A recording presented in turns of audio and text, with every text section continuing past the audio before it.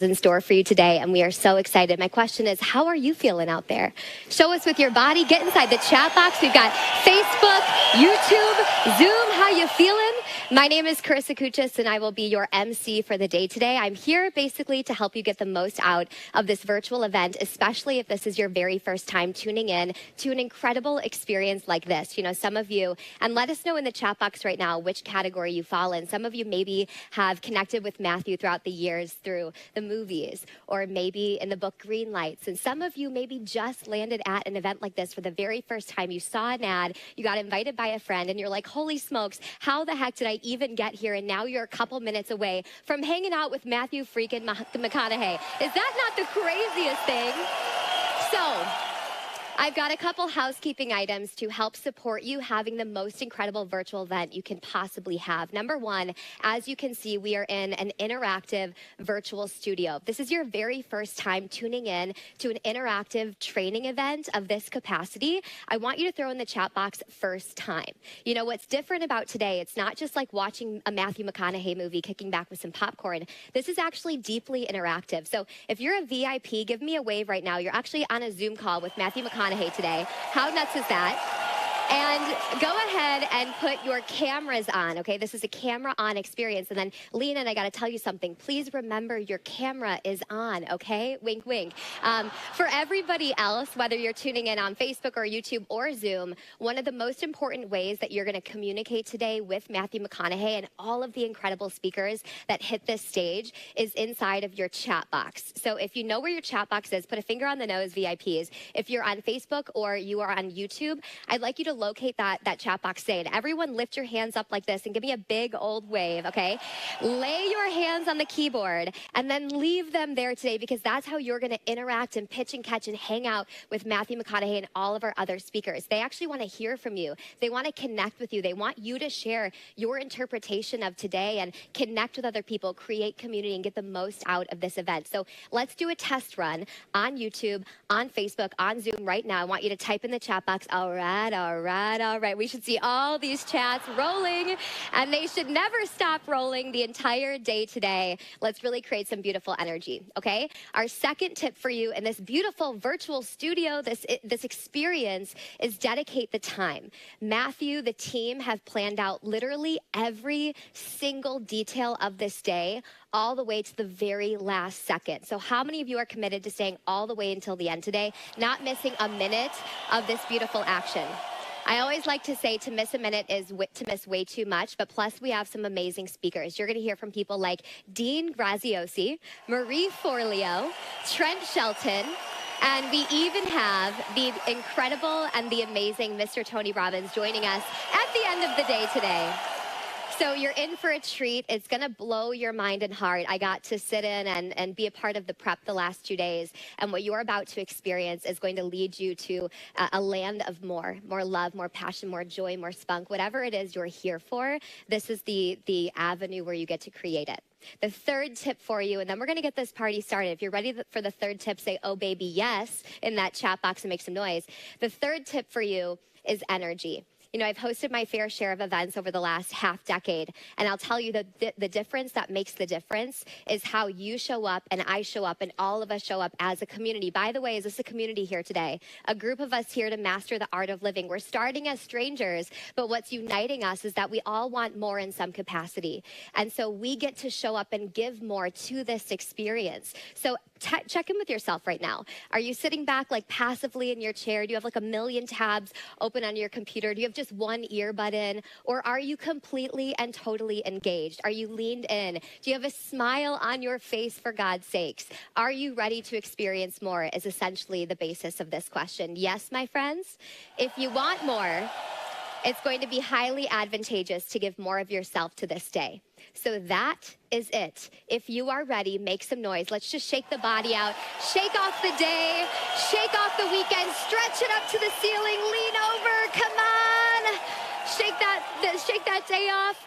And it's time to get this party started. I'm so deeply excited to bring to the stage a man that's going to introduce Mathhew McConaughey to you all. And it's the man that's really responsible for helping make an event of this magnitude possible. There's over 2 million of you guys from 155,000 different countries. And he's going to share the really cool backstory of how Mathhew McConaughey is even hosting an event like this, bringing his message to all of you. And this man is one of the greatest innovators and creative geniuses of all time. And his name is Dean Graziosi. And I know some of you in the audience already know Dean, and if not, you're going to fall in love with him. But this man is responsible for helping thought leaders just like Mathhew reach the world through their message at a scale beyond what any other human has done. And some of the biggest events you've probably seen online in this category, self-growth, self-exploration, self-development, were actually orchestrated by Dean. And he's the brain behind the Art of Livin, this event here today, in partnership with Mathhew. And sure, he's wrote New York Times bestselling books. He's been a part of building a ton of companies. He's created incredible amounts of success, but his claim to fame is 3 things. Number 1, he's an amazing husband. He's an incredible father. And he's most importantly a man on a mission to help important messages, like what we're going to learn today, reach people around the world like us. Dean, Mathhew, together, they've been working for months to bring this project to life. And today, I'm so excited you finally get to experience the magic that is the Art of Livin. Are you ready, my friends? Please help me welcome to the stage to kick this beautiful day off. It's Dean Graziosi!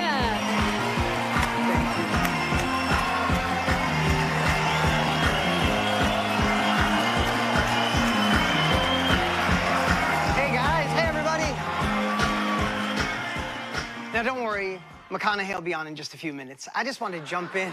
For those I'm meeting for the first time, hello. It's a pleasure. It's a privilege to be here. For those that I see, we know each other. What's up? Hey, I wanted to give a little context, a little behind the scenes on how an event like this happens. Why did Mathhew McConaughey do the Art of Livin? I figured I'd pull back the curtain here in just a couple of minutes. You know, about a year ago, who in here has read green lights? Anybody read green lights? Yeah, and if you didn't, you're going to see exactly what I'm talking about here in just a few minutes. But I got done reading green lights about a year ago. And when I got done, I wanted more. I wanted more McConaughey. I wanted more what he was delivering. I've been in this industry, helping serve people for over 27 years, and it was so different. I could feel his heart speaking to mine, but not just as the actor, as someone giving you a better path. So I immediately called my dear friend, one of my best friends in the world, and my partner, Tony Robbins. I'm like, you got to read McConaughey's book. I'm telling you. So about a week later, I called him. I said, hey, did you read that book? He's like, not yet. I'm like, read the damn thing. So 2 days later, my phone rings. I see it's Tony, and I pick it up. And the words he says is, this bastard's crazier than me. And he said, when he got done with being funny, he said, honest and truly, this guy's depth of wisdom is unlike anything I've ever seen. And the way he delivers it, it kind of sticks to the ribs. I said, I know the world needs more McConaughey. So we invited him to speak at a couple of our events. And they were our biggest events. We had over 2 million people over 2 events. And people went nuts. They went absolutely crazy. Not one of the greatest actors of our time. But they didn't go crazy for the actor. They went crazy because of how he delivered in a time when we all need it. Can we all agree the last couple of years have been pretty damn crazy? Right? And can we all agree we all got stuff? We all got past stuff. We all got things we're fighting through. We all got things. And then you compound it with the craziness of the last couple of years. And so many people, I've been in the Facebook group, so many people are lost, looking for that next level, looking for a path, looking for a plan. And this guy gives us a better perspective, like a different set of lenses to look through. And that's why we are so excited to help bring this event to reality, to bring this event to you guys today, because who's ready for another level? Right? And here's what I know. I've been doing this a long time, 27 years. My partner, Tony, for 45 years. But here's what I do know, is we might come from different backgrounds, different countries, 150 countries, not 150,000, but KK was in the mix, right? We all come from maybe different religions, different politics, but there's one thing we all have in common. We all know we were meant for more love, more joy, more abundance, more happiness, more freedom, more income, more impact on the world. So who can admit we are meant for more, and that unites us today, right? And the other thing is we have this opportunity to look into a better future for ourselves. And the reason I believe McConaughey is so good, the guy's been journaling for over 30 years. So when you journal, you get to see patterns. This pattern helps me be successful. This pattern helps me go in a different direction, right? And he loves to say, you know, I'm not making A's and straight A's and everything. But think about this. I got to see behind the scenes, behind the curtain, on the amazing relationship with his wife. And it's unbelievable. I got to see behind the curtain of the father that he is, the work he does. He is a hustler. The work he put in to make this event live is unbelievable. Hey, I'm trying to focus over here. Can we like I'm trying to do an opening here. Just giving you a little background. All right. We travel everywhere. I love this stuff. Obviously, he'll be here in 2 seconds. I want to end with this. You have no idea the work that went into this and creating something for you to tap into that full potential, to live into the person you're meant to be. So can we commit to staying all day? Can we commit to going all in? Can you put it in the chat? I commit, or I'm all in, McConaughey? Well, great. Without further ado, Mr. McConaughey.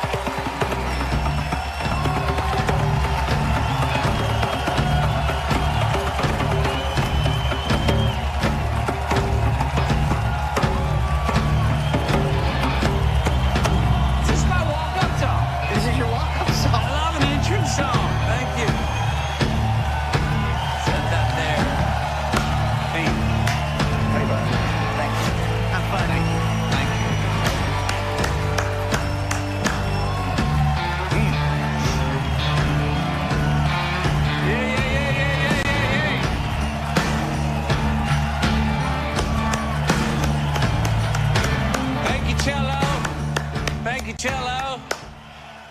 Woo-hoo! Thank you, Dean. You know, after publishing Green Lights, I was bombarded with the request to go deeper into the approach and reveal some process.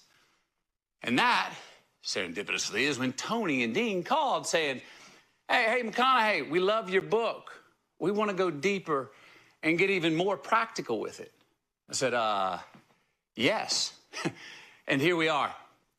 After 8 months of creating this project, this one, live, right here, right now, with you, we have all intentions today of supplying what you demand.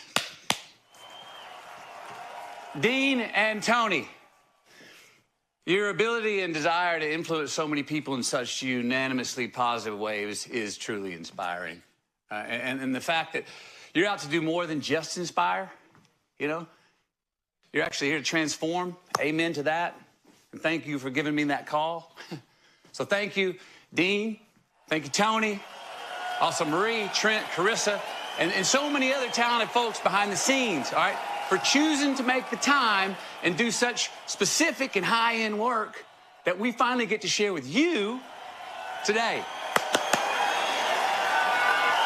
All right, now, here's the biggie, man. Thank you. All of you. Over 2 million of you. You had a choice. You ain't got to be here. You'd be doing whatever you do every other Monday or any other time, but you're not. You're here. You made the time, you chose to take the risk, and you showed up. Thank you. Seriously, thank you for not being lazy with yourself. Thank you for being humble. Thank you for being curious. Thank you for being willing to learn. Thank you for being so generous with yourself, for being honest and brave enough to interrogate and investigate yourself. Because we all know it's a whole hell of a lot easier not to. Thank you also for not being afraid of change and admitting that you want and you need more. Thanks for being courageous enough to find out what the heck your more is and take the journey to get it. Basically, I'm saying thank you for investing in yourself.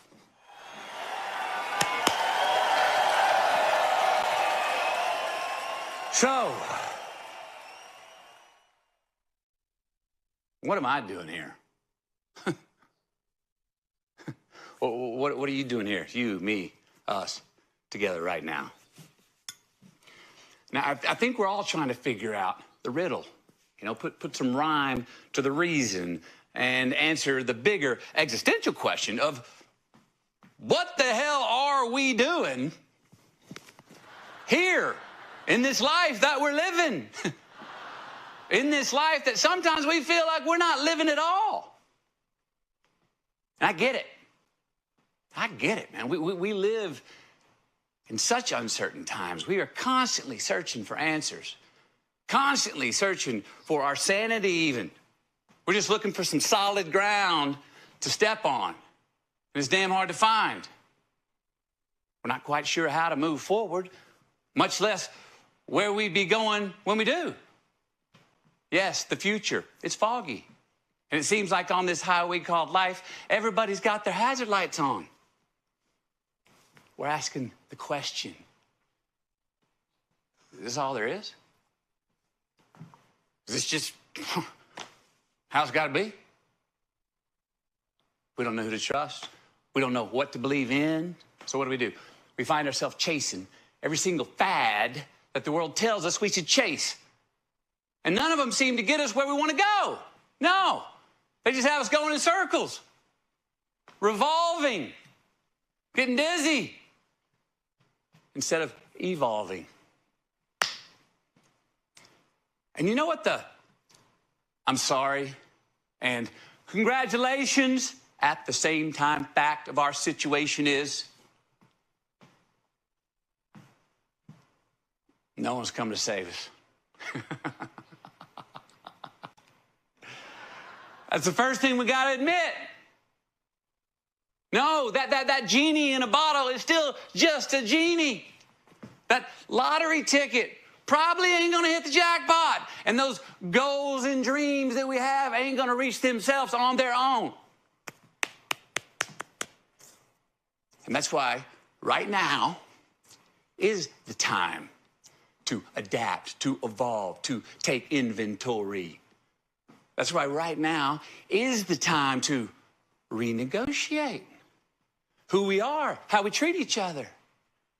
That's why right now is the time to re-engineer how we can get to where we want and need to go.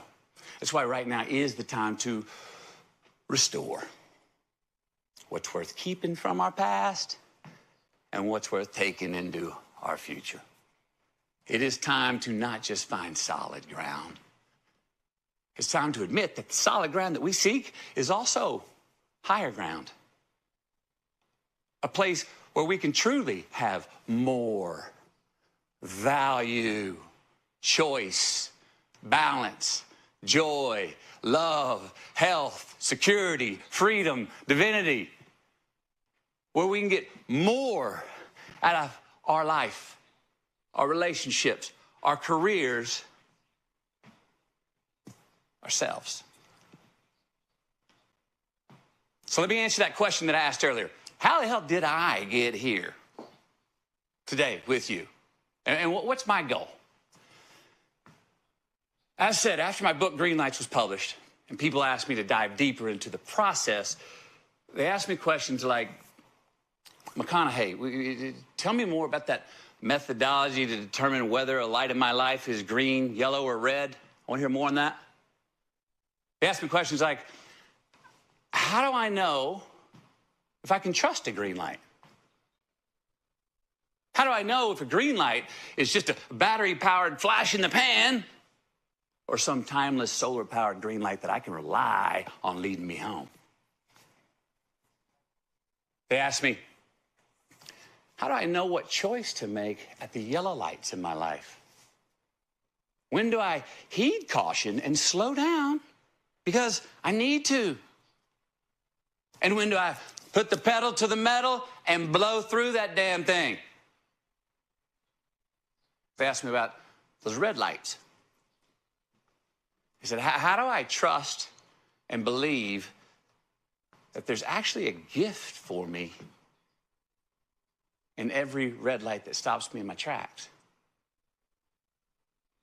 They also ask me, what do you mean by the art of living? Well, I needed to ponder those questions. So, alone, I went to my favorite office. I buckled up in my favorite seat, and I started crossing the highways and byways of North America. Yes, I took a road trip. Now, I know that there's a science to satisfaction. It's reached by making consistent and measurable choices, ones that we can each and all make to actually engineer more satisfaction, more green lights in our life. But I believe there's an art to living. You see, the science, that's the notes. The art, that's the music. The art, that's the dream. The science is the doing of the deed to reach that dream. The science leads to the art. We follow the science, we create the art. We study the playbook, then we can call the audibles. We use the right tools, we can not just build the house, we can build a home. That would be the art of living. So what did I learn on this road trip I took? What answers did I find and receive? Well, first answer was very clear. There is no one answer. Sorry. The knowledge and wisdom in the art of living is ultimately up to each of us individually. All right, you know, my appetite may be your indigestion. Your appetite may make my stomach queasy. We want different things in different amounts at different times in our life. But that's not to say that there was no rhyme to the reason. No. There is a very consistent rhythm, actually, for all of us in the art of living. It's a rhythm of consistently asking ourselves the right questions. Questions that, if we continue to ask ourselves with complete honesty, will reliably get us closer to what we want and need and inform us as to how to get where we truly want and need to go. Questions that will allow us to adapt, evolve, and chart a course on life's highway that does lead us to the ultimate destination. A life we love. A life that we are honored to be living. A past that we're proud of. And a future that we look forward to. And that, my friends, is what we're going to do today. No, we are not going to find all the answers. But to get started, we are going to start asking the right questions. Amen? Now, our goal is to expose the gap between the man or the woman that you want to be and the man or the woman that you are. And then show you the way to close that gap through simple actions, choice-making paradigms, and daily habits that you can align with your compass so you can feed your appetite. Follow the science. You will find the art. Rule of the road here. Need everyone to remember, this is an open conversation. We are here to admit, not judge. All right? So while we have everyone gathered around the table, over 2 million of us, I must say, yes, 2 million of us united in our quest for more. So know that you are not alone on this journey. Together, we're going to start to peel back the layers, all right? We're going to start admitting the lies so to reveal the true you. I'm telling you, watch what happens. Watch what happens when you start doing that. It's going to start to clear the lane between your head and your heart. And that's going to start to revive your connection to the person you want, need, and are meant to be. Watch it. Yes. Getting to the art of living starts with admitting. Yes. We want to be legit. We got to first admit. Yes. I just rhymed again. Guilty. I do that all the time. Can't help myself. All right, everybody ready? You ready to clean house? Ready to start admitting? All right? Buckle up.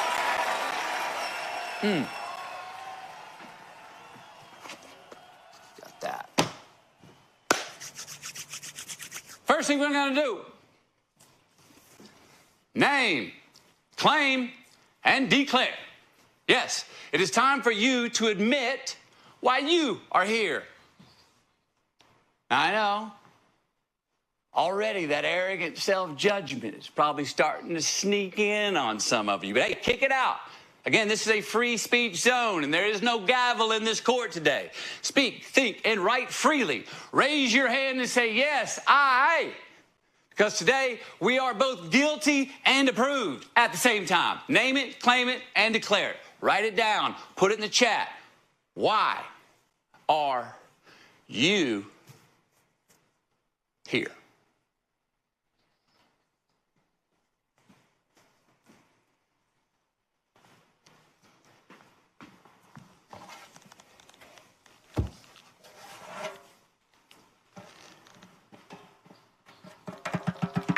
There we go.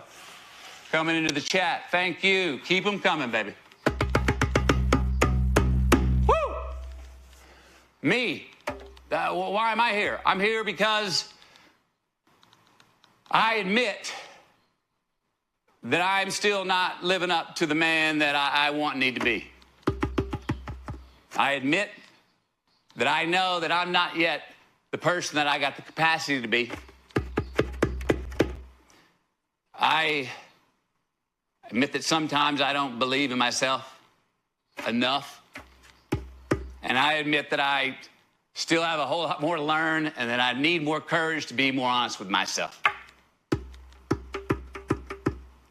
I also admit that I'm here because I am not making straight A's in everything that I'm preaching about. All right? And stuff that I've already learned, I'm still not living up to, but I'm going to keep working on it. That's why I'm here. So your turn. Why are you here? Again, no judgment, no shame or blame. Just admit it. Can you admit maybe something that you've been lying to yourself about?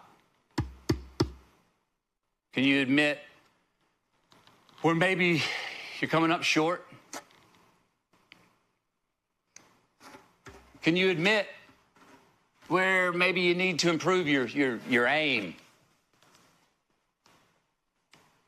Can you admit that what maybe you need to double down on in your life to have more? Can you admit to what maybe you need less of in your life to have more? Why are you here? Admit it. Write it down. Put it in the chat. Get it out.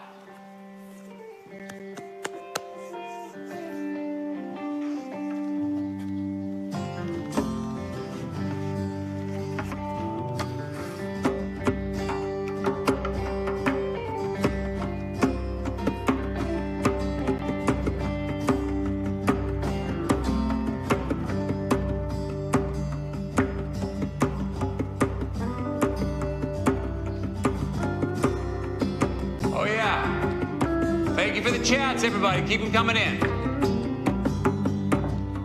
Yes. I want a better life. I want to find out, expose the gap. I want to be a better husband.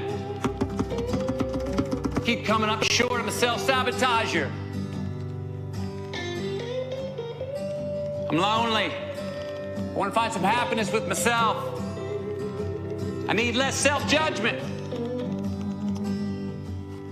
I want to keep stepping. I want to keep growing. I want to be a better mom. I don't believe what I know. I want passion and purpose. I want to love myself. I want to escape the corporate rat race. I need some more forgiveness. I need some more resilience. I want to do more.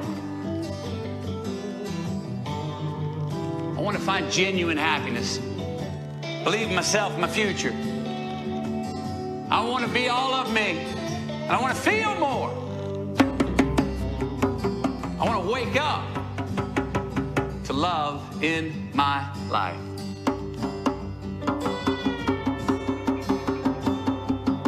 I want to live. I want to get back to being myself. I want to have more fun with my husband. Hey, thank you. I want to help each other, my gifts, share them. I want joy, I want some more fulfillment. I want some satisfaction. I want to follow my North Star. I want to be the best version of me that I can be. I want to serve more people. I want my fiance to feel whole again. I want to be more generous.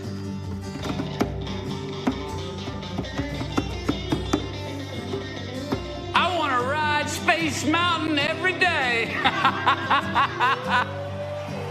Oi! Get a ticket on your UFO, baby. I want to be more creative. I want to feel grounded. I want to honor God. Amen. I want to play that drum you got. I want to be a ghostwriter. Just want some happiness. I want to lead. I want to honor myself. I want to recognize happiness when it's right in front of me, because right now I don't feel like I see it when it is. That's a good one to start this next section on right there. What we recognize, what we give credit to as being a reality. Sometimes when it's not. Number 2, let's talk about illusion. Me, I gotta admit again, sometimes reality, it's not enough for me. I feel like I need more than reality to get off to sometimes. I have unrealistic expectations of others and the world around me a lot of times. And because and when they don't live up to my expectations, I start chasing a false existence. All right? And before I know it, I start chasing a false utopia, one that doesn't even exist. And before I know it, I'm living on an illusion and I'm missing out on reality. This life. Now look, I'm all for the notion that, hey, if you ain't impressed with your reality, then create a reality that you're impressed with. Yay. I'm all for having dreams and the spirit of shooting for the stars. But not at the exclusion of missing out on the reality of the day. How about you? Are you still looking for a perfect mate or a partner that you think is going to fix all your problems, but you hadn't really done the work to fix your own? Illusion. Is your self-worth maybe based on how many likes you got on your Instagram from strangers who you don't even know? Illusion. You want a best-selling book, but you hadn't even written first word yet. Illusion. You want to solve world hunger, but you haven't fed one person yet. Illusion. You want the $1 million business, but you won't quit the 9-to-5 job that you hate to make it happen. Illusion. Or you want the $1 million business, but won't take that 9-to-5 job that you need as the first step to get there. Also, illusion. So let's admit it. Let's admit where we maybe don't have appropriate expectations on a day-to-day basis of the world and of ourselves. Let's admit that maybe we're missing out on the truths, the beauties, and the tools of the day that are right in front of us. And let's admit that those very truths, beauties, and tools, those are what we are going to need to build that rocket ship to get us to those stars that we're shooting for, the ones we're trying to reach. That is not an illusion. That is reality. Admit it.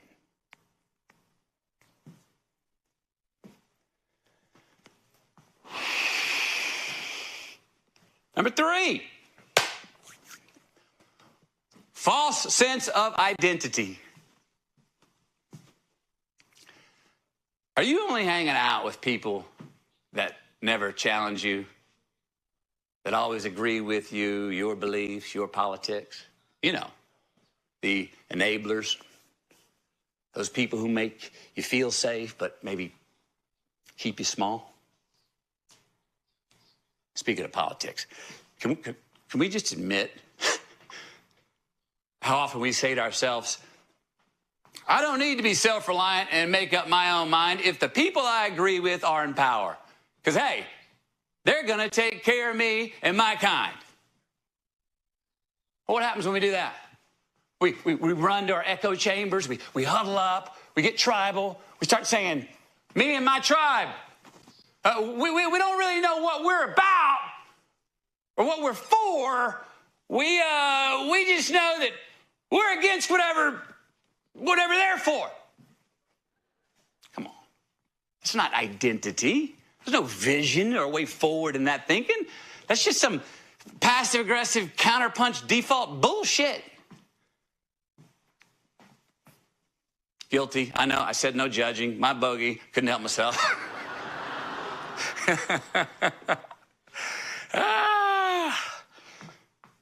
At the same time, let's also admit, it's hard to be open to other perspectives and opinions that may not be just like our own.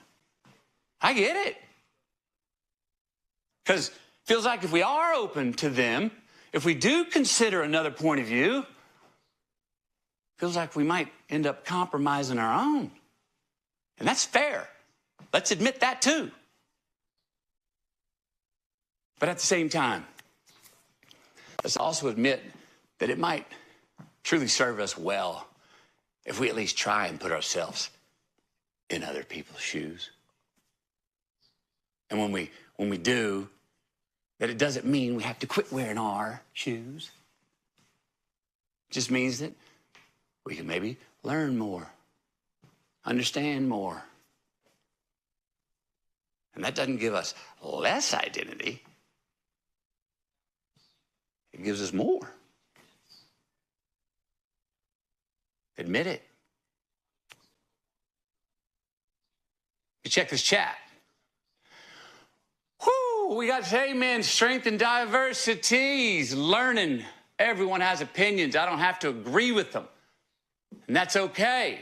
We can still converse. Respect is a mutual thing. Yes, celebrate differences.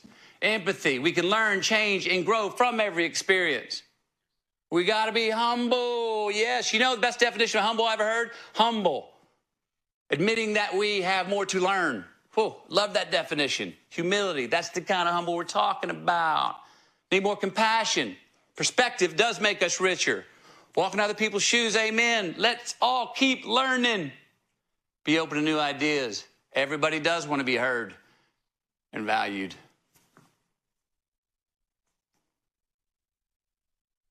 Don't stop.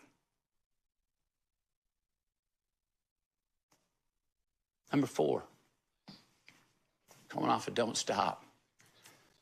Let's talk about complacency. Can we admit all the times we say, oh, well, that's just what it is, so I'm going to go with it? Can we admit where and when that we're not ambitious enough? Admit those times that we hesitated to actually find out because we feared failure.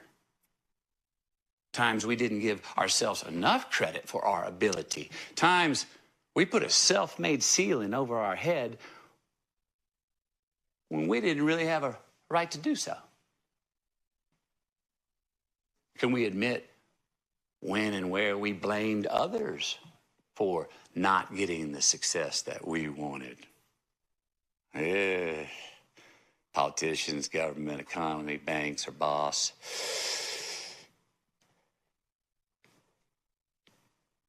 Admit it.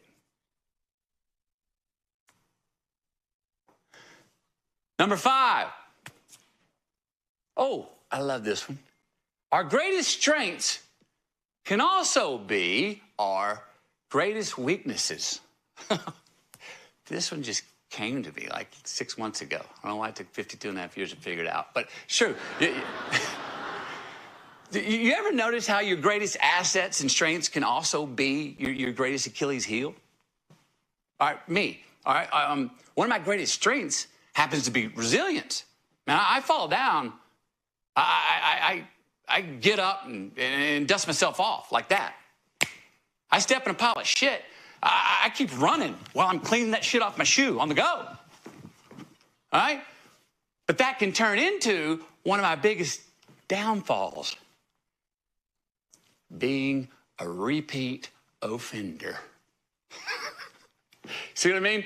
I'll step in the same pile of shit every time around the bend because I never stop to take inventory of just where that pile of shit that I keep stepping in was.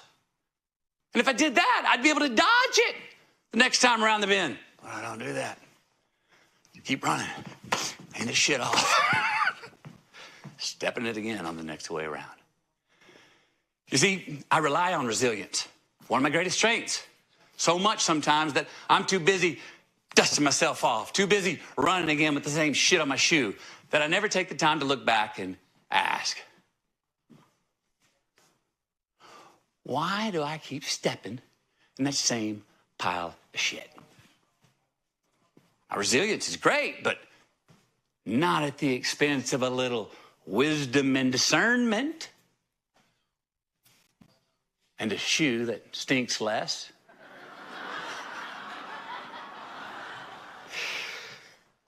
Another strength of mine is preparation. I love to prepare. It has led to so much of my success. But it can also become my Achilles heel. How? Because I love preparation so much. If you give me enough time, I will prepare until the day I die and still think that I could use more time. I mean, sometimes I have to tell myself, McConaughey, declare, boy. Get in the ring, son. Ding, ding. It is game time. Ready or not, here I come. Enough prep, enough studying. It is time to start doing. Go. I ask you, what can you admit that might be one of your greatest strengths, that when you rely on it too much, actually becomes your Achilles heel? Write it down. Put it in the chat. Admit it.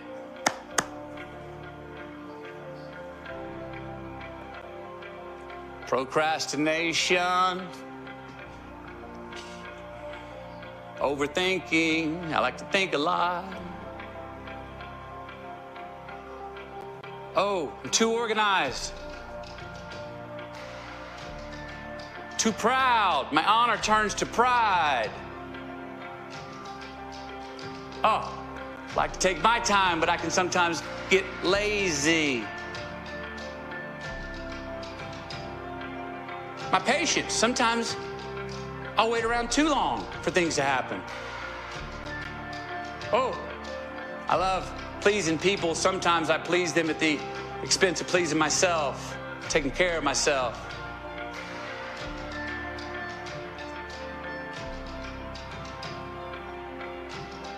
Sometimes I think of others so much that I don't love myself enough.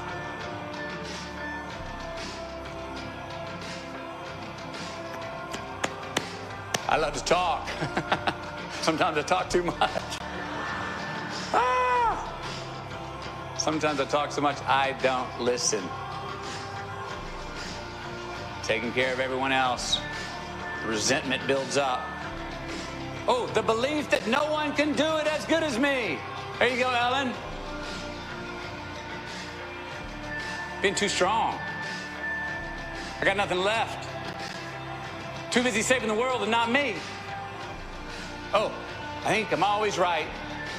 No one truly hears my voice. I'm relaxed, but I get too relaxed. I get tired. Okay. Thank you for the chats. Keep them coming. This is a live discussion we're having. I'm loving this. I've never done it before. This is on point. Thank you. Number 6. White lies.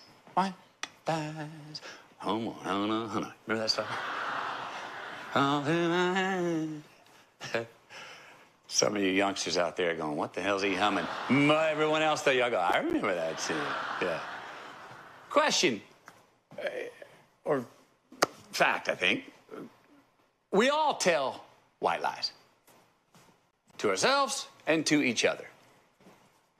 My dad told me a good white lie when I was a kid. It was around 1980. So I was, I think, around 11 years old. I was living with my dad in a trailer park. My mom, she wasn't there. She was on an extended vacation in Florida, my dad told me.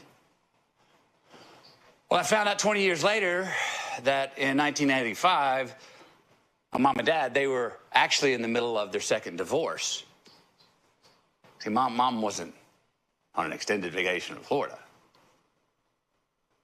Now, if my dad had told me the truth that they were divorced, man, I think I'd have had so many questions. I'd have been so confused. I wouldn't have understood it.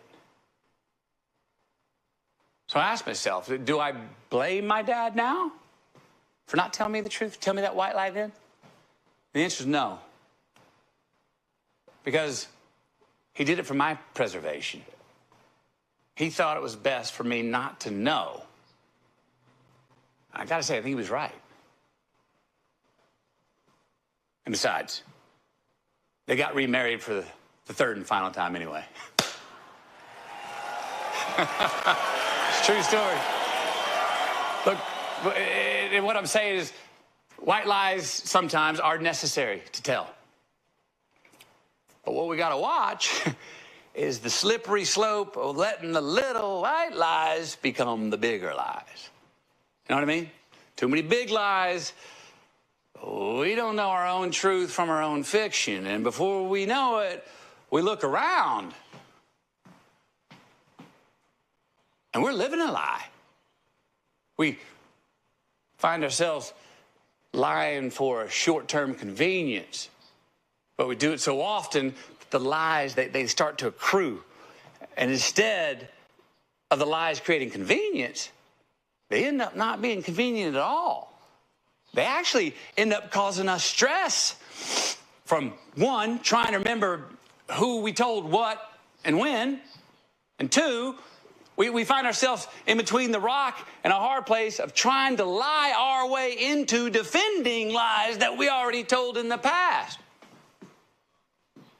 We all been there. Those lies, they leave crumbs in our past. Crumbs that we are eventually going to have to sweep up.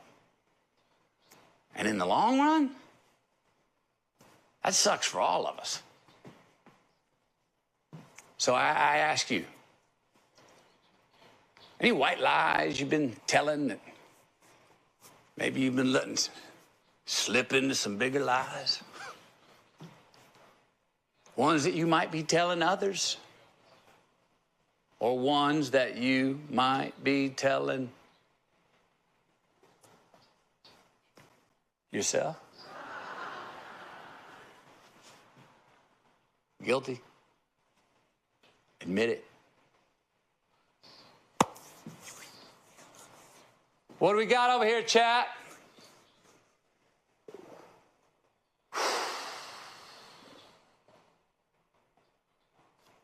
That I'm fine. That lies are okay. That I'm not depressed. That I can afford this. That I'm not good enough. That I'm disciplined when I'm not.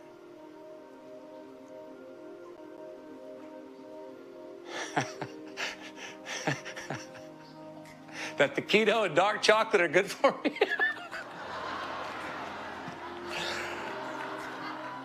That my dreams will be given to me. That I don't miss my home. That I'm not an addict. Okay, thank you. Keep them coming. Oh, yeah. That I don't need anyone. That I did my best. That I lied to keep loving my life. That I'm drinking as much as I am. That I can do it all. That I'm trying as hard as I can. Beautiful. Keep them coming, please. This is live. Thank you. Thank you, thank you, thank you. I want to get on to number 7 with you. It's called imposter syndrome. All right. Let's admit that our confidence is fickle. Take me, for example. And I need achievement, confidence, a sense of significance. I don't achieve, and I start to feel very insignificant. I feel less confident. Seriously. That's my wife. I go 48 hours without achieving something, I start to feel unworthy. I forget to remind myself, like, hey, McConaughey, what about the last 53 years of your life? Look around, look back. You want to give yourself some credit for that? And I forget to.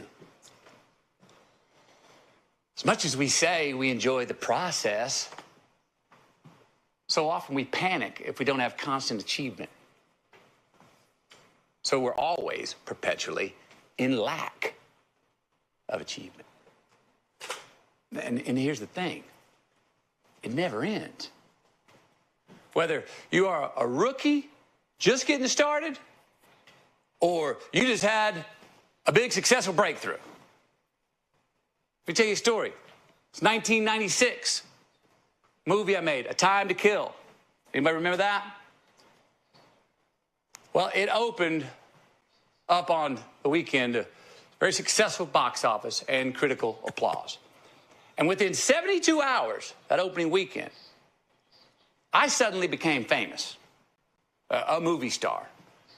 And I could greenlight movies in Hollywood.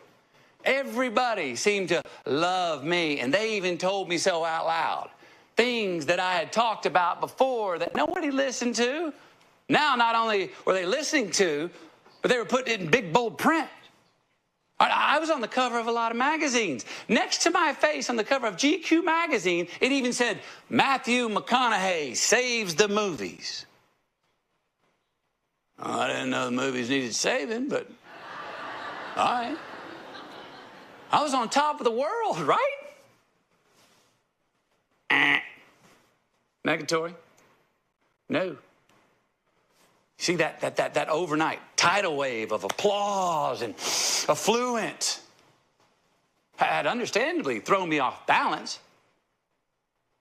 Ironically, my confidence was very fickle. Why?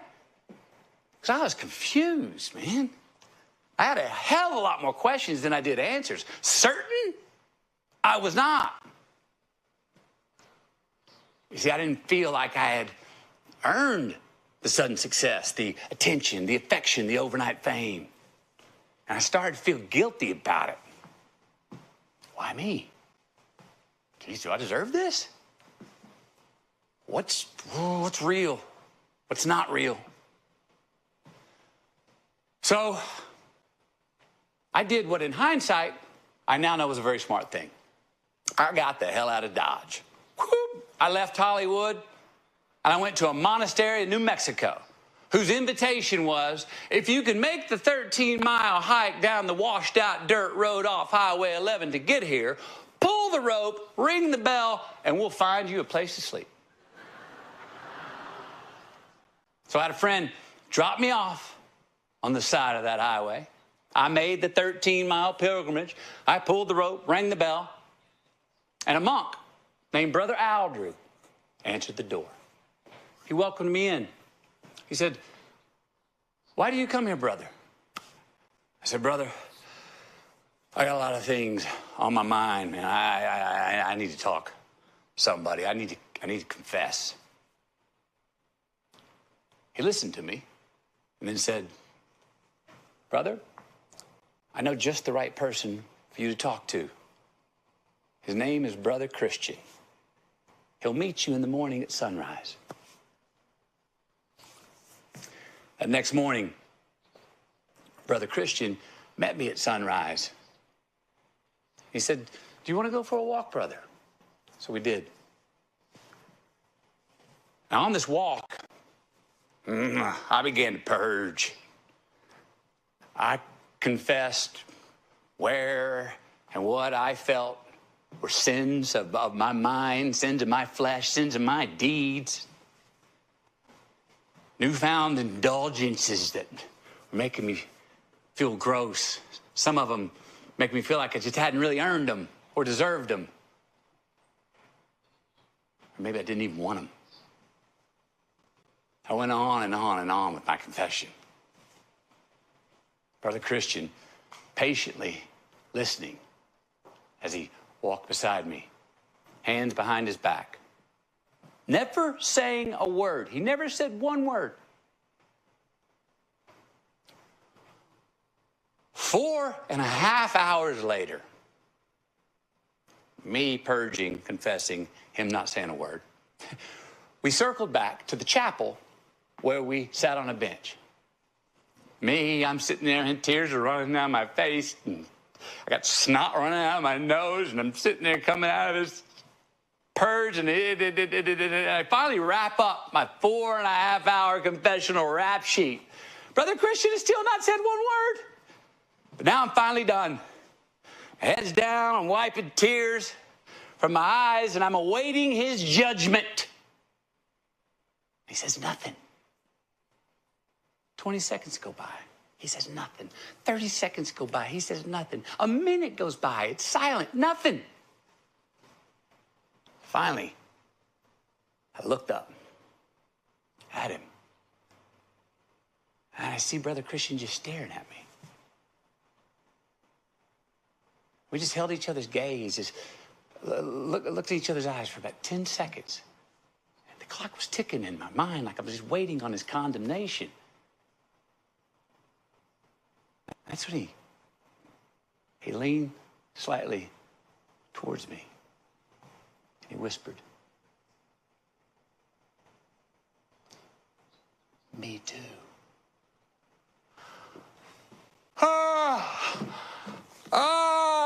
Thank you. I laid out on the ground, man. Tears all came back, but this time they were tears of relief, forgiveness, joy. You see, those two words, "me too."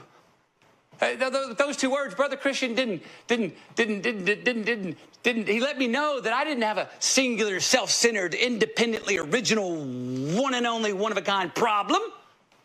No, I had a human condition. With those two words, Brother Christian invited me back to the human race. And it took so much pressure off of me. Like I said, finally I was able to forgive myself. I was also able to name and claim what I was going to change about myself. I was able to see more clearly the truth from the bullshit and all the opulent options of my newfound fame.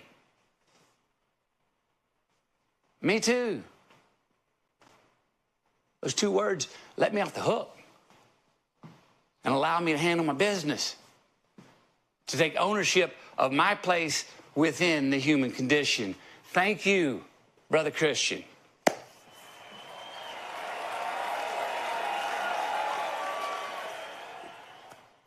So I want to ask you, can you admit something in your life that you don't feel like you deserve or have earned? Can you admit a goal or a dream that you want to chase, but you're feeling like, nah, I can't fly that high. I'm not equipped. I don't really have the ability. I'm not qualified. Can you admit something in your life that guilt is keeping you from getting? Can you admit something that you don't want to start, continue, or finish because you're afraid to?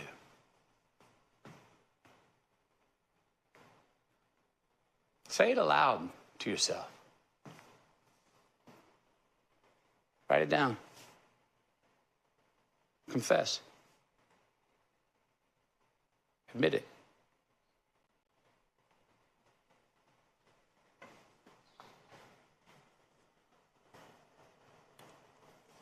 Me too.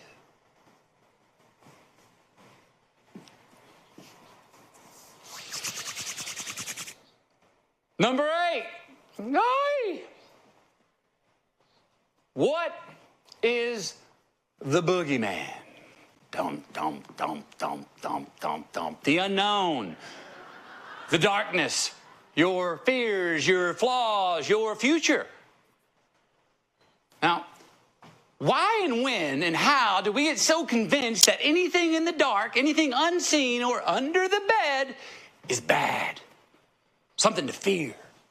Something that can hold us back. Something that if we face it, if we dare to face it, will defeat us. I'm not sure why, but it doesn't seem like we shake those damn nursery rhymes as easy as we like to think we do we? I think we learned all that stuff young. And I get it. There is plenty to fear in life. But let's admit, most of the time, when we get the courage to confront that which we fear, we usually find out that there wasn't much to fear at all. That fear was mostly just in our head. There was no boogeyman under the bed. Now, it was the boogeyman until we had a look, stepped into the unknown, the darkness, and confronted our fears. See, sometimes that means facing our fears and flaws and admitting that we are not perfect. And when we do that, we quit turning our dreams into these damn nightmares. So whether it's the future, the unknown, or our flaws, we have to look the monster in the eye and hold that son of a bitch's gaze. It's hard, I know. We want to blink when we try that. But don't blink. So I'm telling you, if you hold its gaze, it's going to bow and it's going to heed. It will become mortal. And then it becomes manageable. And that's when we get the constructive capacity to navigate past and through whatever it is that's keeping us up at night. Now, if we don't look it in the eye, uh-oh, that son of a bitch starts growing like a shadow on the wall. As we reseed, it proceeds. Anything worth having or gaining in our lives has to cost us something. The cost of facing our fears is not free. It's hard. We're supposed to be sweating in our boots. Fears, flaws, we all have them. the future, the unknown. It's scary. But we have to understand that we can have fears and flaws and still get to our ideal life. I'd say that actually the fears and the flaws are an inherent part of the initiation of getting there. They're the rites of passage to get where we want to go. And I'd say there's no getting there without them.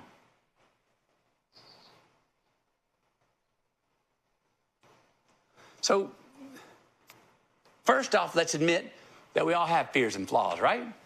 They're there. They need to be. Second, let's admit that to get to where we want to go, we got to face them. I found this excerpt in my journals when I was working on this section of the event, and it made me smile. Let me read it to you. Oh, shit. Said, what's the boogeyman? To look the boogeyman in the eye and laugh at him. To dare ourselves to be inconsiderate and not ask for permission. Sometimes we got to listen to that little whisper inside us that only we can hear and chase that fucking dream down. Just so we can find out. That's a fun one, right? So what's been holding you hostage? What's a boogeyman under your bed that you've been too afraid to find out ain't as scary as you thought he was? What monster do you need to look in the eye? Admit it. And if you dare, put it in the chat. What do we got? Oh. Alcohol.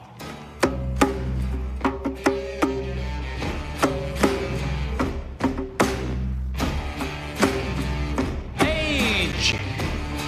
Money. Rejection. My past.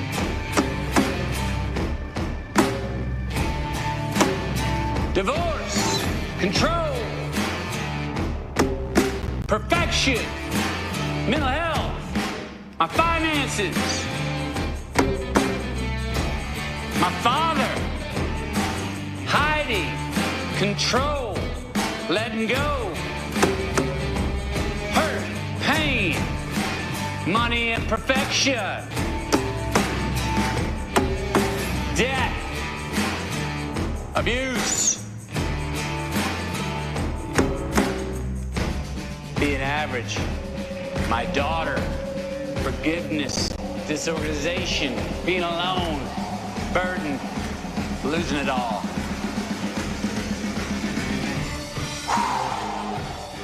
I eat too much, solitude, irrelevance, I'm a burden, abandonment, trust, being alone, falling on my face. The success of life, responsibility, rejection, disappearing, marriage. Did I do enough for my kids? Me too. Thank you, Josiah. Mistakes. Losing my dad. Disappointment. Not being able to pay my bills. Amen. That's not easy, is it? No. Thanks for doing that. Thanks for continuing to do it on your own. I think we have to. We have to. Let's talk about this next topic. It's number 9. Everybody hear me okay out there? Okay. Number 9 is a beautiful one. It's called gratitude. What we are thankful for. So I got a question for you and for me. Do you dissect your success more? Or do you dissect your failures more? Me, I dissect my failures more than my successes. Damn it. Most of us probably do, I'm guessing. Anybody out there going through a midlife crisis? Carissa told me this morning there's even something going around called a quarter-life crisis right now. Anybody going through one of those? Me too. Congratulations to us. We're not settling. But we got to ask ourselves, are we seeking and moving forward towards a more meaningful chapter in our lives? Or are we just running from our past? A past that maybe we regret, feel guilty about, or consider a failure. Now, I propose that most of these crises, most of these midlife crises and quarter-life crises are not because we did not do all we could have done or because we failed in our past. Rather, that most of these midlife crises are because we don't realize truly how much we actually did. We don't respect and show ourselves enough gratitude for the successes of our past. Now look, we all need something to push off of and away from to get to where we're going. But we got to watch we don't wallow in our failures too much, you know? We got to watch that we don't dissect our failures for too long, because we do that, we become victimized by them. We start giving them too much credit. We find ourselves not only stopped at the red light, we find ourselves stuck at the damn red light. So I want you to admit a failure that you've made, that you're obsessing over. Can you say enough with the dissection of that failure and instead maybe forgive yourself? Let it go. Release the guilt. Turn the page. Move on. Change. And give Grace her time of day. Now, admit a success that you've had or something that you do pretty darn well on a consistent basis. Something you're good at, you know, at work. A way you care for your child or sibling or your spouse.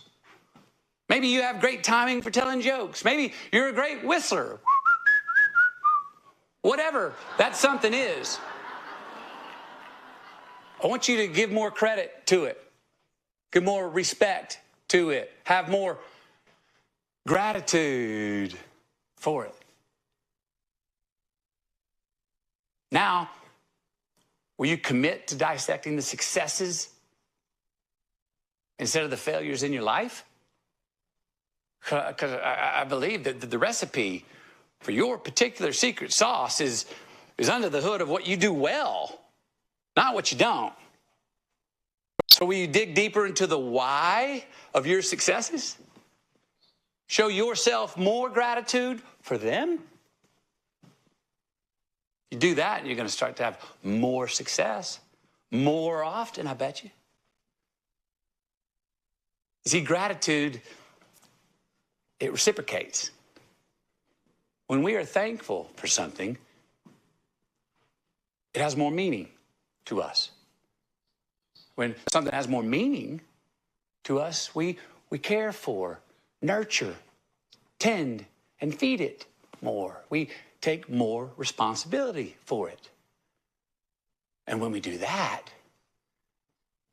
it grows, spreads, scales, multiplies. We do it more often, and it happens more often. And therefore, that makes us even more generous. So start dissecting your successes more than your failures. And start being great at what you're good at instead of trying to be good at what you're bad at. What are you good at? What are you successful at? Admit it.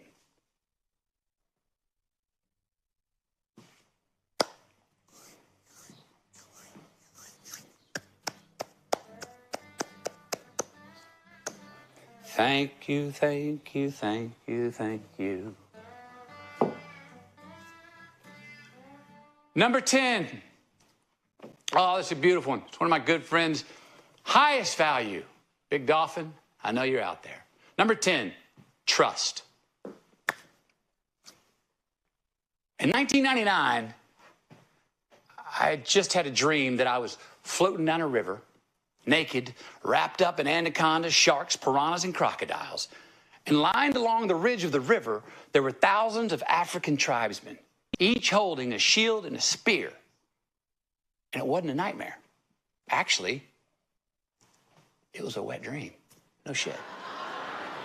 And it wasn't the first time that I'd had this dream. I know, doesn't make sense. And because it wasn't the first time that I had this dream, and because it was so peculiar and ironic, the elements in the dream and the outcome, I believe that it had a message in it for me. A message I had to listen to. A message that I had to chase. But what was the dream telling me? And just where was I supposed to chase to? Well, the only point of origin in the dream was the continent of Africa via the African tribesmen. Well, Africa's a big continent. Geez, where do I go? A couple nights later, I'm sitting in my hotel room, still trying to figure out a clue to help me chase the meaning of this dream down. And I was listening to my favorite musician, Ali Farka Touré, when one of my favorite songs of his came on. It's called I Do, A-I-D-U. Now, this had long been one of my favorite love songs, but I never really knew the exact meaning of it because the lyrics were in the African language of Bambara, of which I didn't understand. Now, I'd always thought that it was a romantic love song about a man and a woman, a couple in love. And for whatever reason, on this night there in the hotel listening to him, I got curious to find out what that love song was about. So I got up, I grabbed the CD case, and looked at the liner notes. This is what they read. This love song read, the liner notes read this. Trust. Trust and faith in your fellow man has no equal. If you have experienced trust, you will know its strength. You must know yourself before you know others.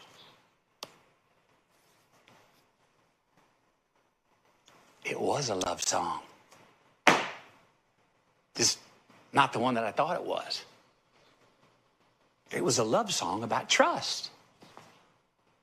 It was a love song about the great power of having faith in our fellow man.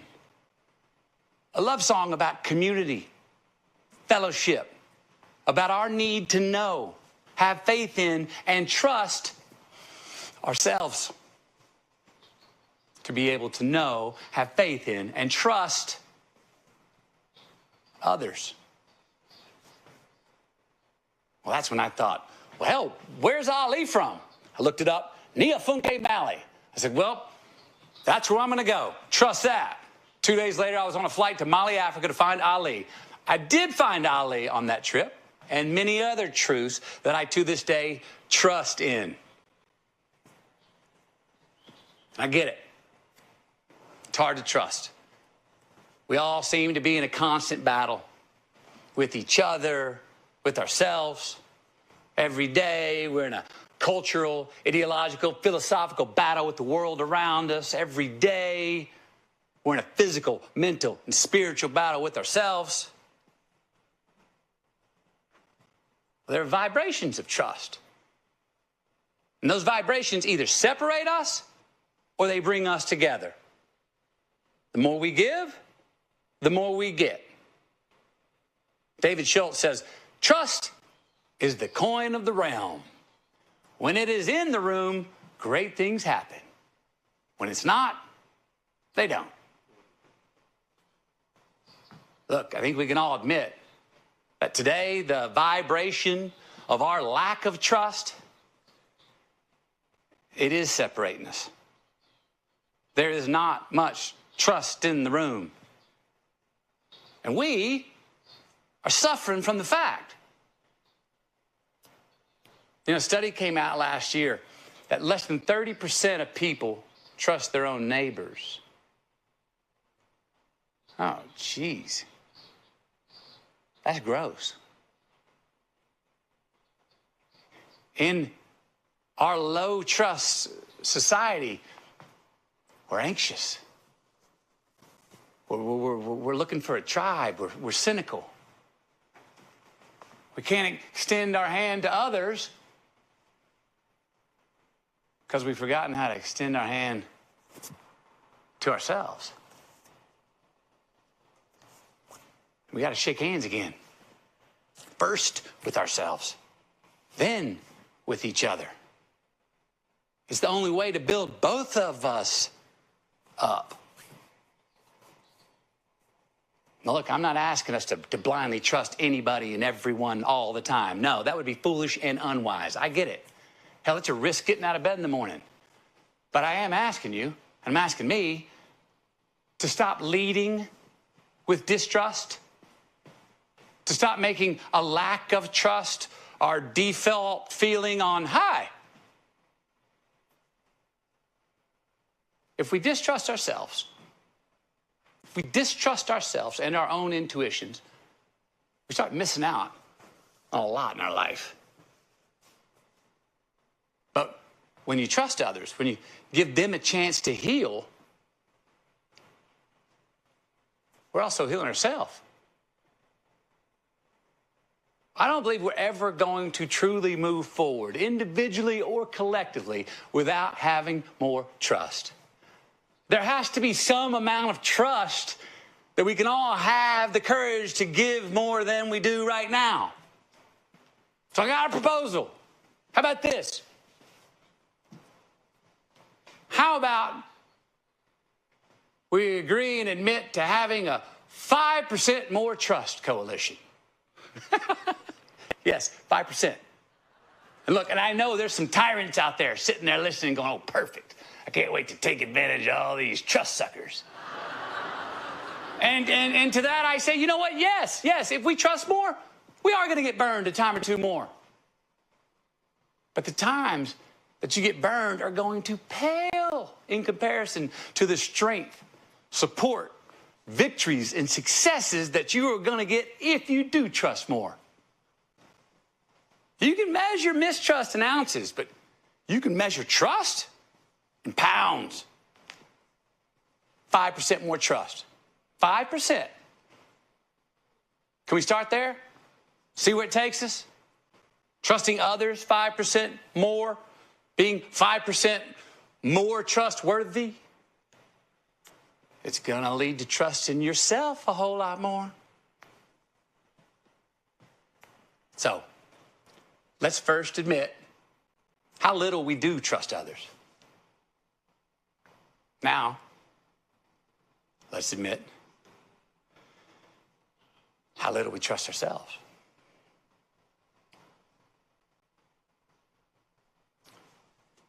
Can you admit that you do have the courage to trust 5% more than you do?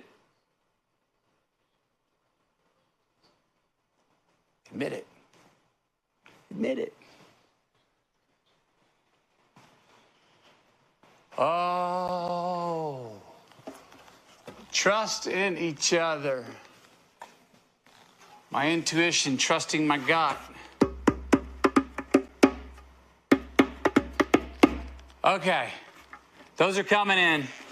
I'm not going to get to all of them right now. They're there. I want to just admit something with you and have you admit this. Doesn't it feel pretty good to come clean? You know, look, we bury all this shit in the corner of our yard, all that stuff we didn't want in our house, the stuff we put on the porch and then ran out of space, so we put it in the shed. And then when the shed got full, we put it in the back corner of the yard, you know, so we wouldn't have to deal with it. But now all those piles of shit we put in the corner of our yard, it's starting to encroach on us, you know? That pile keeps growing until it smothers the shed. Then it gets on our porch. Then it's in our living room. Then it's in our kitchen. And before we know it, we are stepping over shit just to get in bed. Yeah, we're running out of real estate. And soon enough, oh shit, there's shit on the pillow. So we flip the pillow over. Oh shit, there's shit on the other side of the pillow. We gotta come clean, folks. Let's admit what we've been hiding. What's that thing that started small, that we just innocently put in the closet of our conscience, that now is starting to creep, like the weeds that are now starting to trespass on our day-to-day real estate. What's that shit that now might just be under our pillow? Let's admit it. All right.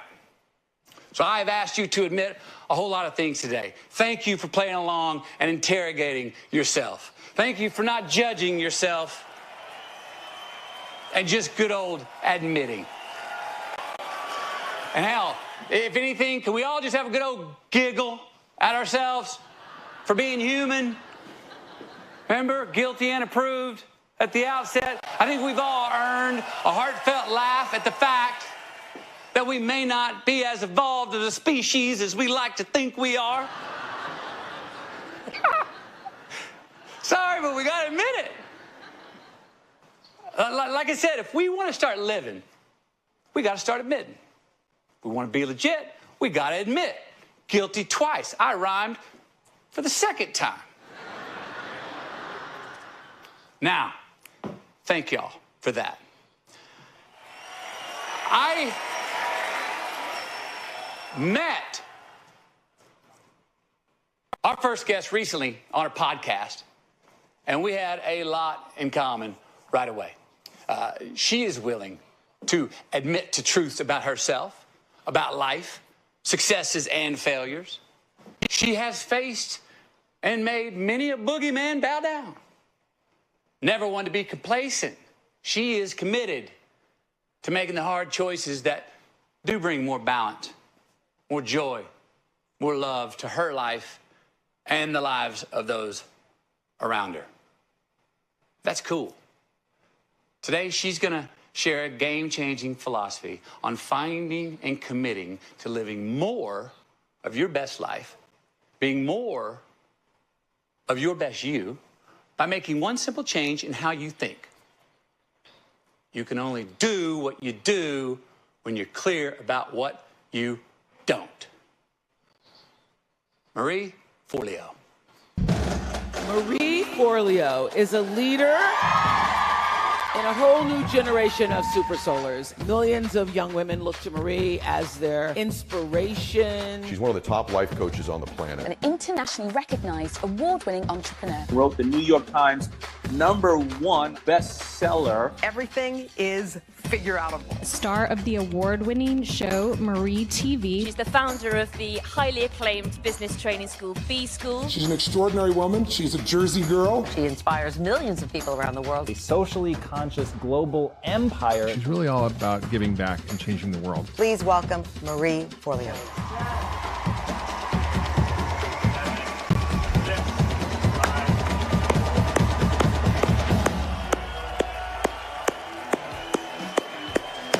Will you please welcome in person, Marie Forleo. Yes. Thank you. Great job. Hey! Oh my goodness! Look at this beautiful audience! Oh my goodness, you guys are amazing. McConaughey, thank you so much. So, first of all, how awesome is Mathhew? Are you guys enjoying this? And I want to let you know he's coming back so much more today. So let's see, we've got Elaine, we've got Kelly, we've got Mike, Omar. Oh my goodness. You guys, are we ready for some fun? Let's do this. So, I want to start with a question. How many people here have ever become a victim of your own success? Like, you worked so hard to achieve something or become something or build something, and then it finally happened, right? You got that relationship, you got that career, you got that business, you got that family. And then all of a sudden, you hit a wall. Either you ran out of gas, right? You got exhausted. Or maybe you got stressed. Or you lost your passion. Or you got bored.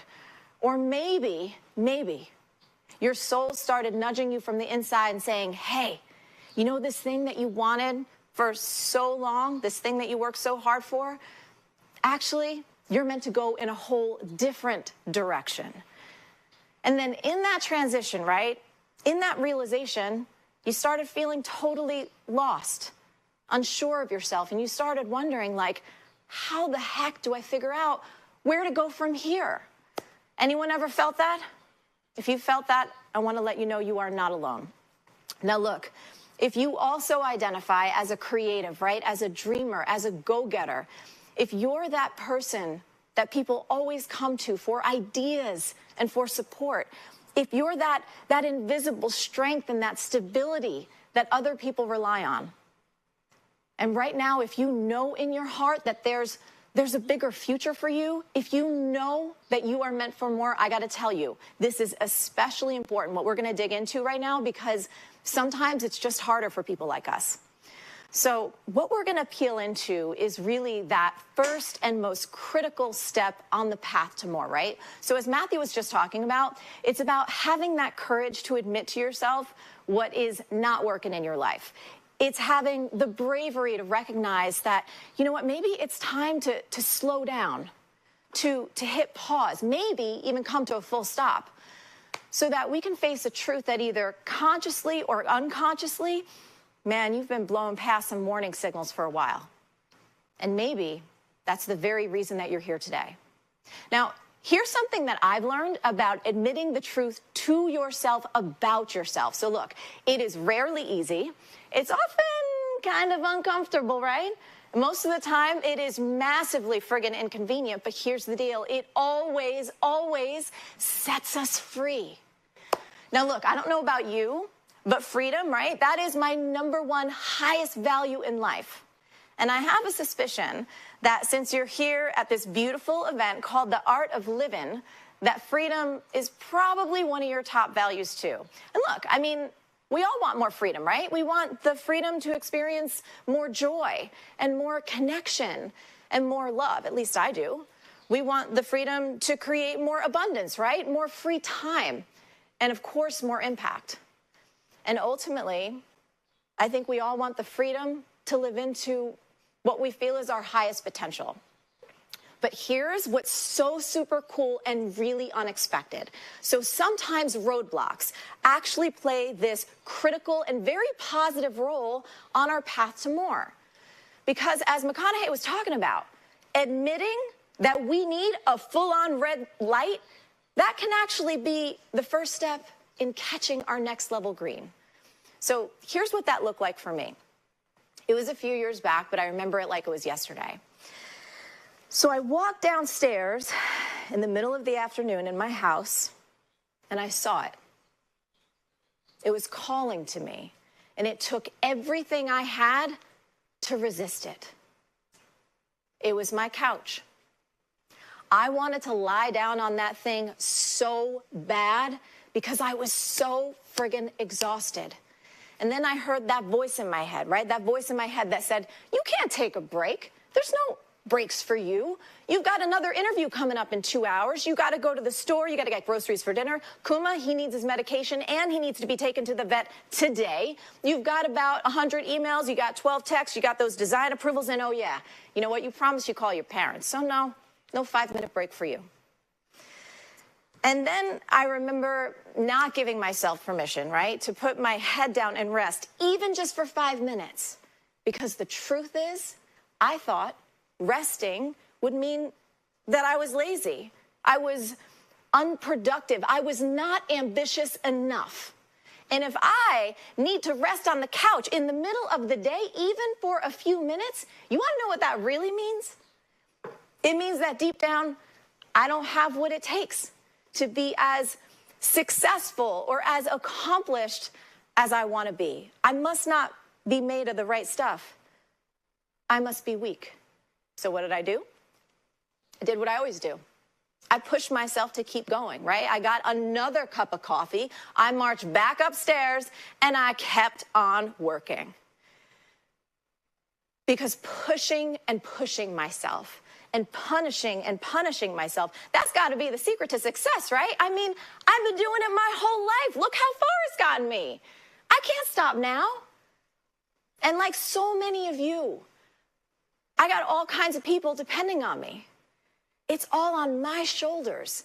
And if I stop or slow down even for a minute, everything I worked so hard for my whole life is probably going to fall apart.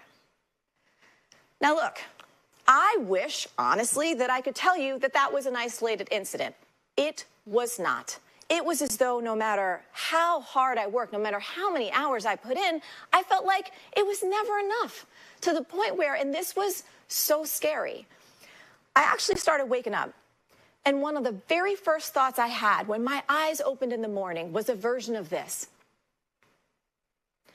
I can't do this anymore. I want to run away from my life. I wish I could just disappear for a while and not exist. And look, I'm going to be honest. I was doing all the things that we all know that we should do, right? So I was eating pretty healthy and clean. I was meditating. I was journaling, praying, working out, getting enough sleep, you name it. And as somebody who has an ADHD brain, those things, man, they're usually lifesavers for me. But none of that was working. You want to know why? Because I had to admit that I felt trapped. I had to admit that I felt completely exhausted by my life. I had to admit that I was feeling such a deep level of anxiety and depression that I had never experienced before. And I had to admit that I had so much shame around that. So yeah, I mean, I knew I had a problem, but the truth was, I was so addicted to engineering green lights that yellows and reds, not an option for me. Now, to be clear, all that constant pushing and pushing, right, and that punishing and punishing, I mean, it definitely produced results. Just not all of them was what I was aiming for. You see, I started having all of these unusual pains in my body. I learned that my adrenals shot. Like literally, a doctor said to me, based on my lab work, she said, Marie, it's a miracle you're able to get up every day. Then we discovered I actually had all these tumors growing inside of me, including one the size of a grapefruit growing outside of my uterus, pushing all of my other organs out of place. Ultimately, I had to have an urgent hysterectomy to make the pain stop, to get those tumors out. You see, life gave me a big old red light because I was unwilling to give it to myself. I believe what most of us don't realize is that sometimes getting on the path to more, it actually requires doing less. It requires eliminating, letting go, saying no of some of the thought patterns, the behavior patterns, the emotional patterns that, if we're being super honest, like really honest, that we've grown to rely on. Because look, we got to be real, right? Most of us, I at least know I have, we've developed some patterns that may have been useful at some point in our lives. They either helped us thrive or they helped us survive. But now, the game is that we need to admit that they've become destructive, right? We need to admit that some of our old ways right now are causing us more harm than good. And look, I believe that our souls know the truth. Our souls know that what got us here is not going to get us there. So what I want to share now, this is something I'm so excited about. This is a simple science-backed trick that helped me eliminate probably one of the most destructive patterns that I had, right? It was this hidden addiction that was preventing me from getting to my next level of more. And I promise you this. So I've taught this now to tens of thousands of people.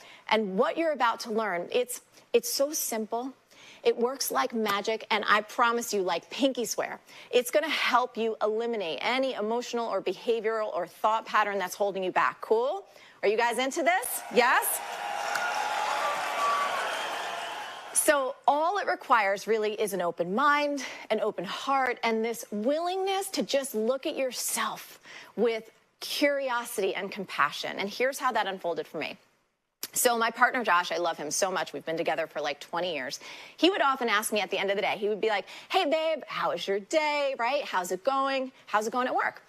And I'd pretty much answer with some version of the same thing. I'd be like, ugh, work is so overwhelming right now. There's so much on my plate. I've got this big Marie TV shoot coming up, and we got to hire more programmers again, and I've got to create all this content on deadline. If I could just get through the next few months, then I'll finally be able to breathe. Anyone ever tell yourself that one before? You see, that was a lie that I told myself, and I believed it. But the truth was that overwhelmed feeling, right, it never ended because I kept reinforcing the mental and emotional program called, I'm always overwhelmed. I mean, without even realizing it. It was like I was a fish in water. My internal and my external self-talk was drenched in overwhelm, overwhelm, overwhelm. Until one day, this was a very special day, I had this awakening in my kitchen. It was one of those weird, like out-of-body experiences where I somehow witnessed myself talking about how friggin' overwhelmed I was, and I finally saw how repetitive and ridiculous this pattern had become. I was like, whoa, wait a minute. Marie Forleo, what are you saying right now? Like, do you hear yourself? Are you listening to yourself? This is the same sad, I'm so overwhelmed song for years. This is super stressful. This is no way to live. Like, are you finally ready, girl, to let this thing go? And in an instant, I kid you not, this magical little phrase appeared in my mental theater, right? Like, I didn't think it up. I didn't try and create it. It was a mantra that flashed in my mind, and I feel like it was a gift from the divine or from my higher self. Here it was. You ready for it? I don't do overwhelm. I don't do overwhelm. The second I heard those words, I don't do overwhelm, I gotta tell you, my shoulders relaxed. I felt this like 400-pound weight lifted off of me. It was as if a portal opened up and I was shown this whole other possibility for how to live my life. And from that instant on, I don't do overwhelm, that actually became a part of my new internal programming, right? That became my new mantra, my new affirmation. I kept saying it out loud and in my head. I was like, I don't do overwhelm. I don't do overwhelm. You know what? I don't do overwhelm. I don't touch this stuff. Now, after a few months of saying this, like over and over again, right, with conscious intention, overwhelm actually started to become foreign to me. It was as if someone asked me like, hey, Marie, you know what? I want you to go murder your neighbor. I'd be like, no, what, are you friggin' bonker pants? I don't do murder. That is not a thing I do. You see, just by repeatedly using this very simple mantra, I don't do overwhelm, I actually began to change my own brain, which did what? It changed my beliefs, which helped me change my behavior and set a whole new standard for myself. So here's what that looked like. All of a sudden, I stopped saying yes to opportunities unless they were truly like a full body yes.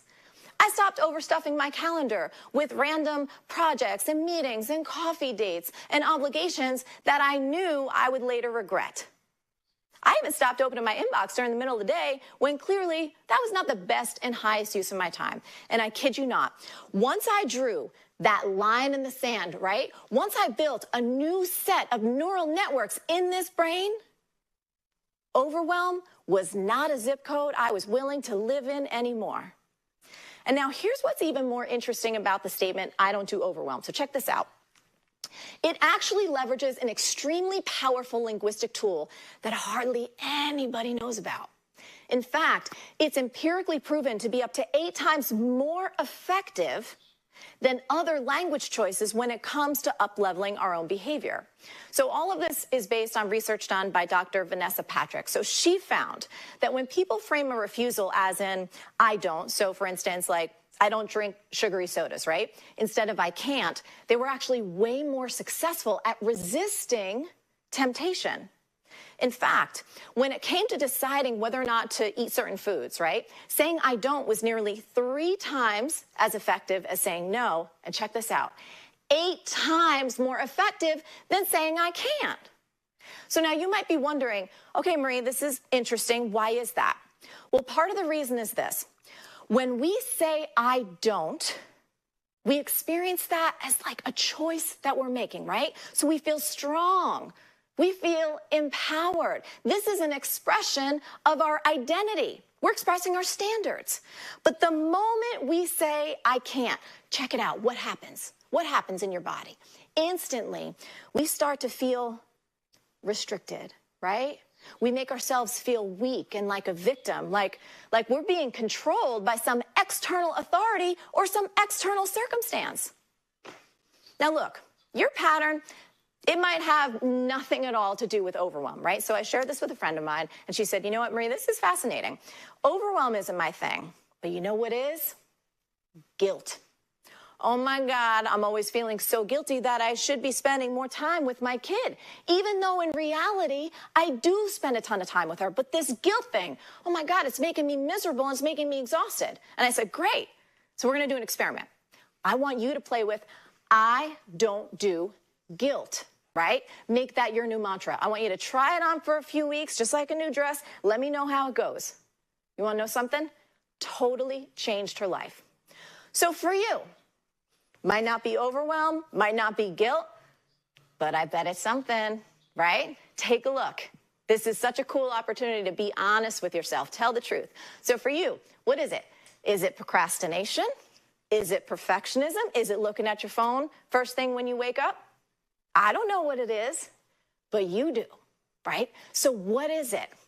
What is that little emotional pattern? What is that thought pattern? What is that behavior pattern that's getting in your way of more? And why not? For the love of all things holy, right? Why not give yourself this beautiful 8 times advantage with this simple sentence stem? I don't do blank. Like, why not quickly and efficiently eliminate that pattern from your life forever? So I want you to think about it this way. Your brain is a supercomputer that follows the directions that you program it with. The brain simply believes whatever you tell it most. That's why what you say to yourself in the privacy of your beautiful mind, it matters. This isn't science fiction, right? This is science fact. This is called neuroplasticity. It's something known as Hebb's law. So neurons that fire together, wire together. And whether you realize it or not, your self-talk, right? What you say to yourself consistently and repeatedly, man, that shapes your beautiful brain, which shapes your beliefs, which impacts your thoughts and your feelings and your behaviors, which guess what? It creates your reality. So I want you to remember this, write it down. The brain simply believes whatever you tell it most. And that means whatever you tell it most about you and your experience of this life, it will create. It has no choice. But guess what? You have a choice, meaning you as the conscious creator of your life, you as the artist creating the masterpiece of this beautiful existence, you as the divine being, you always got a choice. So why not right now choose to admit just one little tiny pattern, one little habit that might be holding you back? What's that one little pattern that you're willing to eliminate, to let go of, to stop indulging in so that you can get on your path to more? What is your I don't do blank statement? I want you to put it in the chat right now. Don't overthink, just go. What do I see here? I don't do that trip. I don't do negative self-talk. I don't do stressed out. I don't do guilt. Yes. I don't do rejection. I don't do controlling. I don't do overthinking. You guys are crushing it right now. Yes. I don't do laziness. I don't do shots. Yes. I don't do self-doubt. Beautiful. Keep going. So here's the thing. You always want to name your thing. You want to know your thing. You got a thing because we all got a thing, right? Telling the truth, coming clean about it. And I want you to have fun with this whole process. Please do that for me. You want to know why? Because when you have fun with this process, when you admit, when you tell the truth, you will set yourself free. And more importantly, letting this thing go, whatever that thing is, it's going to create so much space for you to get to your more of what you really want in this next season of your life. Whether that's more abundance, that's more health, that's more energy, whatever it is. And look, here's something I know. You came here for a reason, right? You're taking your time out from your day for a reason. One of which is probably because there's something about the way that Mr. Mathhew McConaughey lives and teaches that inspires you, right? It's one of the reasons that I'm here too. I love the way he thinks. I really respect and appreciate the creative and playful nature that he brings to this work. It makes the journey super fun. But the truth is, we're just at the beginning of this together, and there is so much more for us to do. So I'm actually curious, who here is excited to keep this journey going? Who here is not only loving the chance to get to learn more from Mathhew, but also loving the chance, right, to unpack your own personal path to more? Type yes in the chat if you're pumped to keep going. Keep it, yes, all right, this is what I'm talking about. Fire it up. Come on now. Beautiful. Here's something else I know for sure. Probably one of the biggest reasons that you're here today is because deep down, your soul knows there is so much more that's possible for you. I don't care what happened in your past or what challenges you're facing right now. Guess what? There is so much more for you to create. There is so much more for you to experience. There's so much more for you to give. And I promise you this, it is not too late for you. You have not missed your chance. You know, something that I say on my show, Marie TV, I always say, stay on your game and keep going for your big dreams, because the world really does need that very special gift that only you have. And I know that to be true to my core, because here's something I know. My more is helping you find yours. It's helping you create whatever it is that's going to matter most to you at this next stage and season of your life, whether that's more joy or more time or more energy or more prosperity or more love. And ultimately, I think it's going to come down to more freedom. Because at the end of the day, isn't that what we're all looking for? I want to thank you so much for sharing your time with me today. I am sending you so much love. And what my soul knows for sure is that you deserve your more. Thank you, everyone. Marie Forleo, everyone. Wow.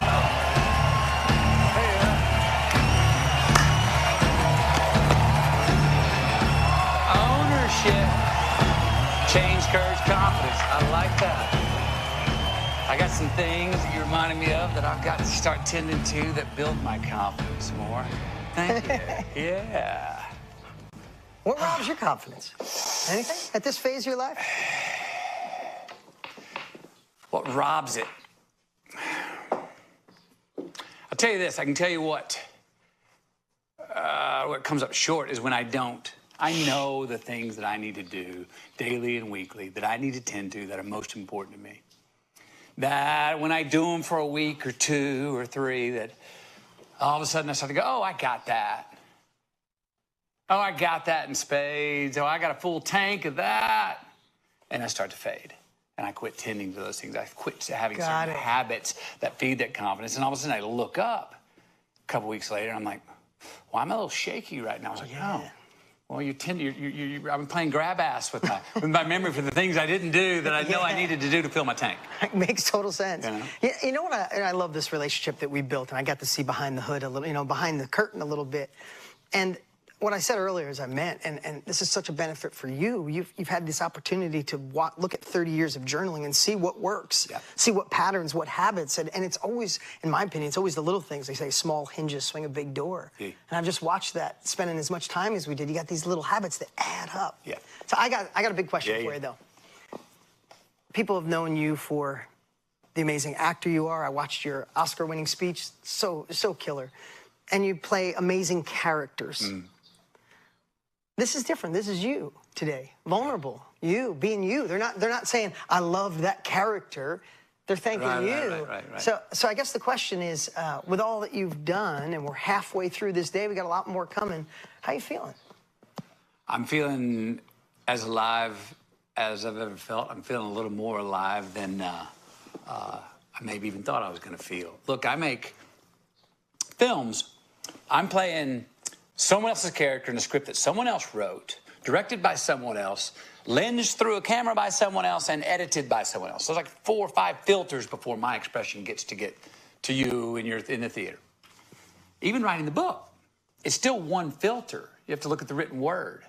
This is filterless. That's what I mean by it's live and alive. To be there and to be here talking to each one of you individually, but over 2.4 million of you, that collective of individuals all here for the same purpose, and to get like responses back from you, questions, admittances, the conversation, the live conversation. I did not know it was going to be this much of a buzz, and a damn good buzz it is. So I'm having a great time. I don't really want it to end. We're not close to ending, are we? No, we got plenty to go. Okay. We got plenty going. He's got an ending. I've just got to jump ahead here. You got an ending prepared today. I'm just telling you, you do not want to miss the end. Probably a couple hours from now. That we were going through it yesterday. I'm like, you sure you want to do that? He's like, absolutely. So be ready to be shocked. All right, second question I got for you. You got a lot going on. Yeah. You got TV, something in TV coming up. You got movies coming up. I get to see behind the curtain, like I said earlier. I know how important your relationship is with your wife. I love watching you two behind the scenes. It's even way better than you would think in the front. And your connection is inspiring. The way you talk about your kids, the time you spend with your kids. Man, you put a lot of time into this, a lot of work into this, and some great things that we get to share with you today, or even more of what this guy's done over the last 8 months. Crazy nights. We were up to midnight, going back and forth. After midnight a few times. Yeah. What drove you to go deeper? A few reasons. Well, to start off with, I personally needed to. Secondly, after I put out Green Lights, so many thousands of readers asked me to, to say, hey, can you go deeper? Can you give us more? Can you come back with more process? And then serendipitously and simultaneously, you and Tony give me a call. They go, hey, I'm like, oh, you reading my mail? And I'm like, you reading my mail? Let's do this. Secondly, look, I know that it serves all of us to get to know ourselves better. I always like to say this. We're the only people, the only person in our bed is us, no matter who we're sleeping with, right? And if you're not for you, who the fuck is? You know what I mean? I also, when talking about us as individuals, I believe that the new frontier, where we can go, it's not going to come from a policy or a mandate or from the outside. It's going to come from a commitment and a covenant between our ears, I think, first, and then between this lane that we have between our head and our heart that can sometimes have a lot of potholes. You know what I mean? Individually. And if enough of us do that, we align enough individuals that way, we're going to have some real revolution, and one that matters, not just to ourselves, but everybody. And that excites the heck out of me. And then thirdly, the particular times. You've talked about it today. We've all talked about these particular times, this moving goalpost. Hey, I thought that was in concrete. And the world said, no, it's just Velcroed. We're moving it. You know what I mean? It's confusing. We're uncertain. We lack trust. We lack connection. We lack in supply that which we most demand. Yeah. Belief and a roadmap. Whew. What better time to go deeper than right now with those two things and try and give them to you and you give them to us, and let's get this revolution going. Yeah, my God, so good. And speaking of that, speaking of a roadmap, we have been working 8 months on this. Yep. Part is this event to put 2.4 million people together. All these people. There's 125, actually 300 people working on this event behind the scenes right now. It's an incredible operation. Y'all couldn't see. There's a lot going on and has been going on for 8 months to get to this right now. Yeah, and those late nights, it was part for this, but it was partly to go more. It's that transformation. I always looked at it as the book, today. As amazing as today is, I hope you're inspired today. I hope this book inspired you. But inspiration only lasts a little bit. I learned that from Tony Robbins 25 years ago. Inspiration only lasts a little bit. We need transformation. You called it, the book was an approach. Yep. It was time for the process, what everybody was asking on you. Yep. So I'd love to share a little bit about what we've been working on as well as this for the last 8 months, because it's been a heavy lift. It has been a heavy lift. And amazing. And worth the wait. I sure hope. Yeah, so the word more keeps coming up, right? We've been talking about it. It's been in my verbiage, it's been in your verbiage. The word more has been around in our talks, and I think for good reason. Why? Because I think we can all agree that we all want and need more. So we put a course together that starts defining even more in depth that more for each of us. You know, quantity is a more that so many people talk about, but if the quantity we reach for in life doesn't give us quality as well, aren't we using the wrong calculator? Yeah, absolutely. You know what I mean? So how do we become more ourselves? How do we get more values? How do we have more choice? How do we get more balance? How do we have more joy, more love? And if we do all those things, wouldn't that be cool? And ultimately, I believe, by unpopular demand, that if we do all these things, that would be really us being more selfish. So we put this course together. It's called Road Trip, The Highway to More. It has 9 mile markers that go in depth on each one of those topics that are in chronological order. So when you do the course, you're going to come out the other side seeing the kind of a real change that you want in your life. I gotta commend you. I gotta share. And in a minute, I get the pleasure, the privilege of being the first one to let you know what this man has worked so hard on. Before we go to that, I just want to share, watching your work ethic, your depth of caring. Put it in the chat, we're watching. Who's felt this man's heart today? The energy. He doesn't need to be here. He wants to be here. He doesn't need to go beyond. He's got a bunch of acting roles, and he could just go down that road. But you kind of got bit with the book and seeing the and this kind of transformation that we need. I'll tell you, Tony and I have been doing this. I've been in this industry 27 years. Tony for over 45. Tony's got #1 best-selling personal development course in ever, Personal Power. I've got a couple of #1 best-selling courses. But I'll tell you, what you put together is going to change the game. It truly is revolutionary. It's an evolution, and it's the opportunity for you to go on a road trip with this guy. Let him ride shotgun. So if you don't mind, I'm going to let them know what we did. You're going to let them know? I'm going to let them know. I'm getting out of here. You let them know. Appreciate it. Guys, Matthew's going to be back in a few minutes here, but I get the privilege, I get the honor to share with you what this man has worked on for 8 months. Because we're right. Today, I hope, is inspirational. Don't leave. There's so much. Tony Robbins is coming. Trent Shelton is coming. Mathew's coming back with an ending that'll blow your mind. But when today's over, sometimes we fall back into the hypnotic rhythm of our lives, right? We go back to where we were, even though we want to go someplace else. And we thought of a way where you could have this man ride shotgun with you to build something immersive. Can't even call it a course. We're calling it an immersive learning. And this is what you get. Guys, could you pull this up? I'm so excited. I get the honor to share this with you, because here's what I know. If you're going to get from where you are to where you want to go, you're probably going to need some help. Sometimes we get stuck. And at this phase, all this time with him, I think McConaughey is the perfect person to go along that ride with you. Can you pull this up, guys? It's Road Trip, The Highway to More. Now, here's what we know. Is in life, we need immersion, don't we? Need to immerse ourselves. And said we need to discover, immerse, and change. We also need repetition and momentum. We got to keep it going forward. We can't just go in today and hope tomorrow changes. You go to the gym for a weekend and be in good shape for the rest of your life, right? And we also need community. Don't you love what Matthew's son said about, I don't know if you guys heard it when he was going off to camp. He said, Dad, I just want to do cool things, or do new things and meet cool people. How cool is that? That's what community and accountability is. So we took all this in mind, literally 8 months. There's no exaggeration. 8 months, obsessive nights around a table to create something no one's ever done before. There it is. Road trip, immersive learning experience. Let me go through it real quick. You get 9 mile markers. Admit more. Got a little bit of taste of admit today. Who felt the admit in Mathew's first presentation like, shit, I got to admit. Well, that's just the first part of this course. You have video nonstop in each one of these mile markers. More you, how to find your identity, be closer to you, more value. How do you trust in your value so you give more value to receive more? More choice. Get unstuck.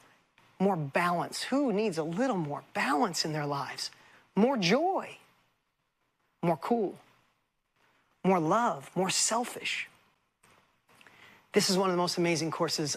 We don't call it a course. It's transcended. It's going to change the game. And here's the cool part. He also built a 64-page immersive workbook that goes along with the course. This thing is unbelievable. The team worked with McConaughey on this night and day for months. So you can create your path. You can create your journey. So you can lay out your road to more. Now, here's the cool part. A course like this, again, Tony and I have been doing this forever, 65 years between us. This should be a $1,000 course, and it's not. I'm just going to be transparent with you. It's not. McConaughey literally wants every single person that wants to have him help ride shotgun, be a part of this, and see it, that everybody here has the opportunity to get this. But let me tell you what else we did. Next, you're going to have live. We just decided to do this a couple days ago. For the next 8 weeks or so, and the first training starts next week, we're going to get together as a family, do cool things together, and we're going to walk through each of the mile markers together to keep you on track. Because sometimes, who's ever bought something, a book, you're excited about it, bought a course, I love it, and then you let it sit on the shelf. Lainey, I see you doing it, Lene and Liz and Tracy, right? You're like, I love that book, but nothing happened. We're not going to let that happen. So for the next 8 weeks in this studio, we'll be walking through, making sure that you stay on track to your more. So you're not left behind. So you're not just hoping. I've read thousands of comments in the Facebook group. Filled my heart. It allows me to come here and speak without scripts and stuff because I know my job here is to help impact lives. And this is the man that can. He articulates in a way I've never seen. He makes it interesting, makes it fun, but also challenges you. These courses are also challenge you. This is not just a good watch. At the end of each one, he's going to make you do your homework and challenge you to change your life. So you get 8 weeks walkthrough. Then you get this private community that'll change the game for you because you're going to be connected to this group, the people that you saw on the screen, but I get to see hundreds of you in front of me. You're connected to something bigger than yourself. That's an amazing package.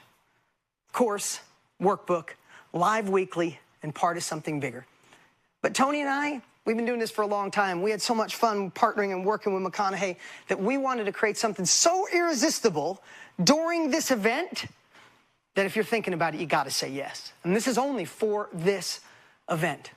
We decided to give you 3 months free of Mastermind. Now, that's a platform Tony and I created to have the immersion, have the repetition, have the accountability. And here's what we're going to do. You'll also get 3 monthly live trainings. Now, if you think about the weekly you're going to get, that's about the course. This is next level. These are deep dive. And I'll be live in May. In June, you'll have Marie Forleo back on how to have the big ask. Who'd like some more Marie Forleo? And here's the cool part. Just a couple days ago, Mathhew McConaughey agreed to come back in July for a training to show you how he uses journaling to take his success to the next level. So you'll have live monthly trainings as well. This is how you immerse yourself. This is how you say, I'm not settling for where my life was. I'm going to where I deserve to be, and I want to gain new skills, look through a new set of glasses, and take action. So you have live monthly trainings. Here's the cool part. You get 4 years of the past trainings. They're unbelievable.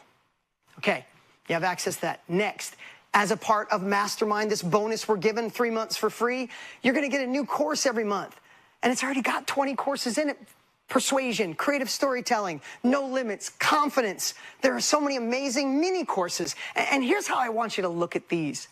What Tony and I are giving you, the course is your main focus. You go through what McConaughey created. You fill out your interactive workbook. You show up for those 8-week training, game changer.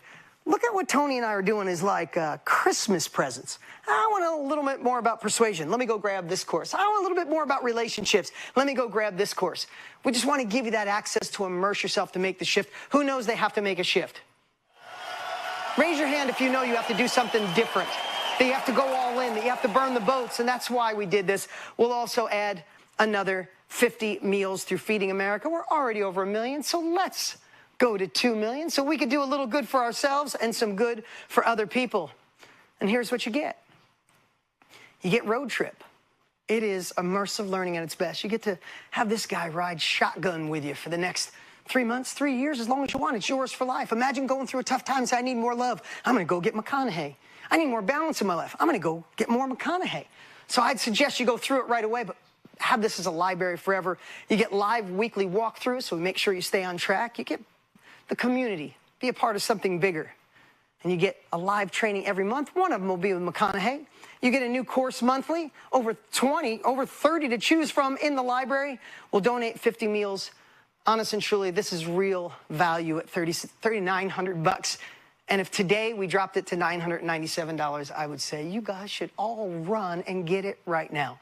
But here's the cool part, and only during our live, you can have Road Trip, the highway to more, for $397. Go to jointheroadtrip.com. I'd write this down because it's today. This is event-only opportunity with Tony and I's bonuses, that price. And there's even a 3-pay. You can get started and have access to everything for $150 today. Guys, I feel so honored to be part of this, to watch what this man has put in. I can't wait for you to get this course in your hands. It is beyond that. And I am so stoked that you have access to it. So here's what we're going to do. We're only halfway through. Tony Robbins is fired up. We got Trent Shelton. If you don't know him, you're going to need to know him. And McConaughey's got an ending that'll blow your mind. Let's take a quick 10-minute break. Go get enrolled and then come back. Be the first one to say, McConaughey, I'm in. We got jointheroadtrip.com. We'll see you in 10 minutes. Because the times, they do be a-changing. And I say it's time for us to adapt and to evolve. I say it's time for us to take a road trip that really does go somewhere, a road trip on a highway that gives us more. That's why I'm here. I hope that's why you're here. So what do you say? Want to take a little road trip to where you really want to go? I do. Thanks for being here. Let's work this thing called life out a little bit, huh?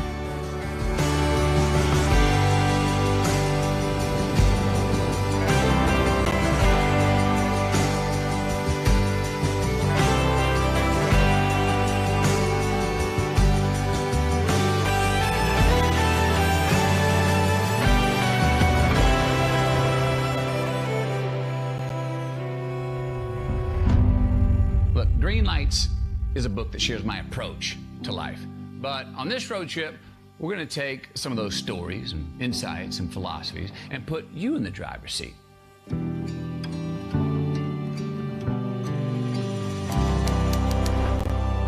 My one and only goal is to help you get more of what you truly want and need in this life.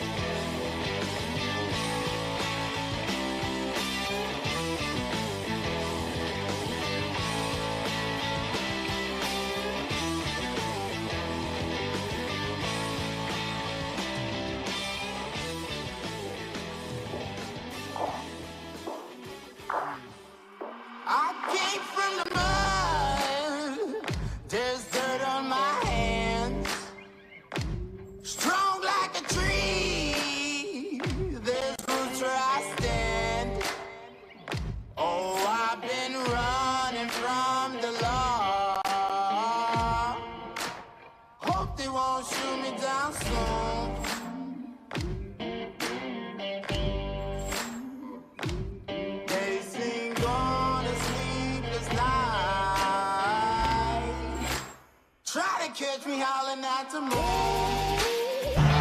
will greet this day with love in my heart. And most of all, I will love myself. For when I do, I will zealously inspect all things which enter my body, my mind, my soul, and my heart. Never will I overindulge the requests of my flesh. Rather, I will cherish my body with cleanliness and moderation. Never will I allow my mind to become attracted to evil and despair. Rather, I will uplift it with the knowledge and the wisdom of the ages. Never will I allow my soul to become complacent and satisfied. Rather, I will feed it with meditation and prayer. Never will I allow my heart to become small and bitter.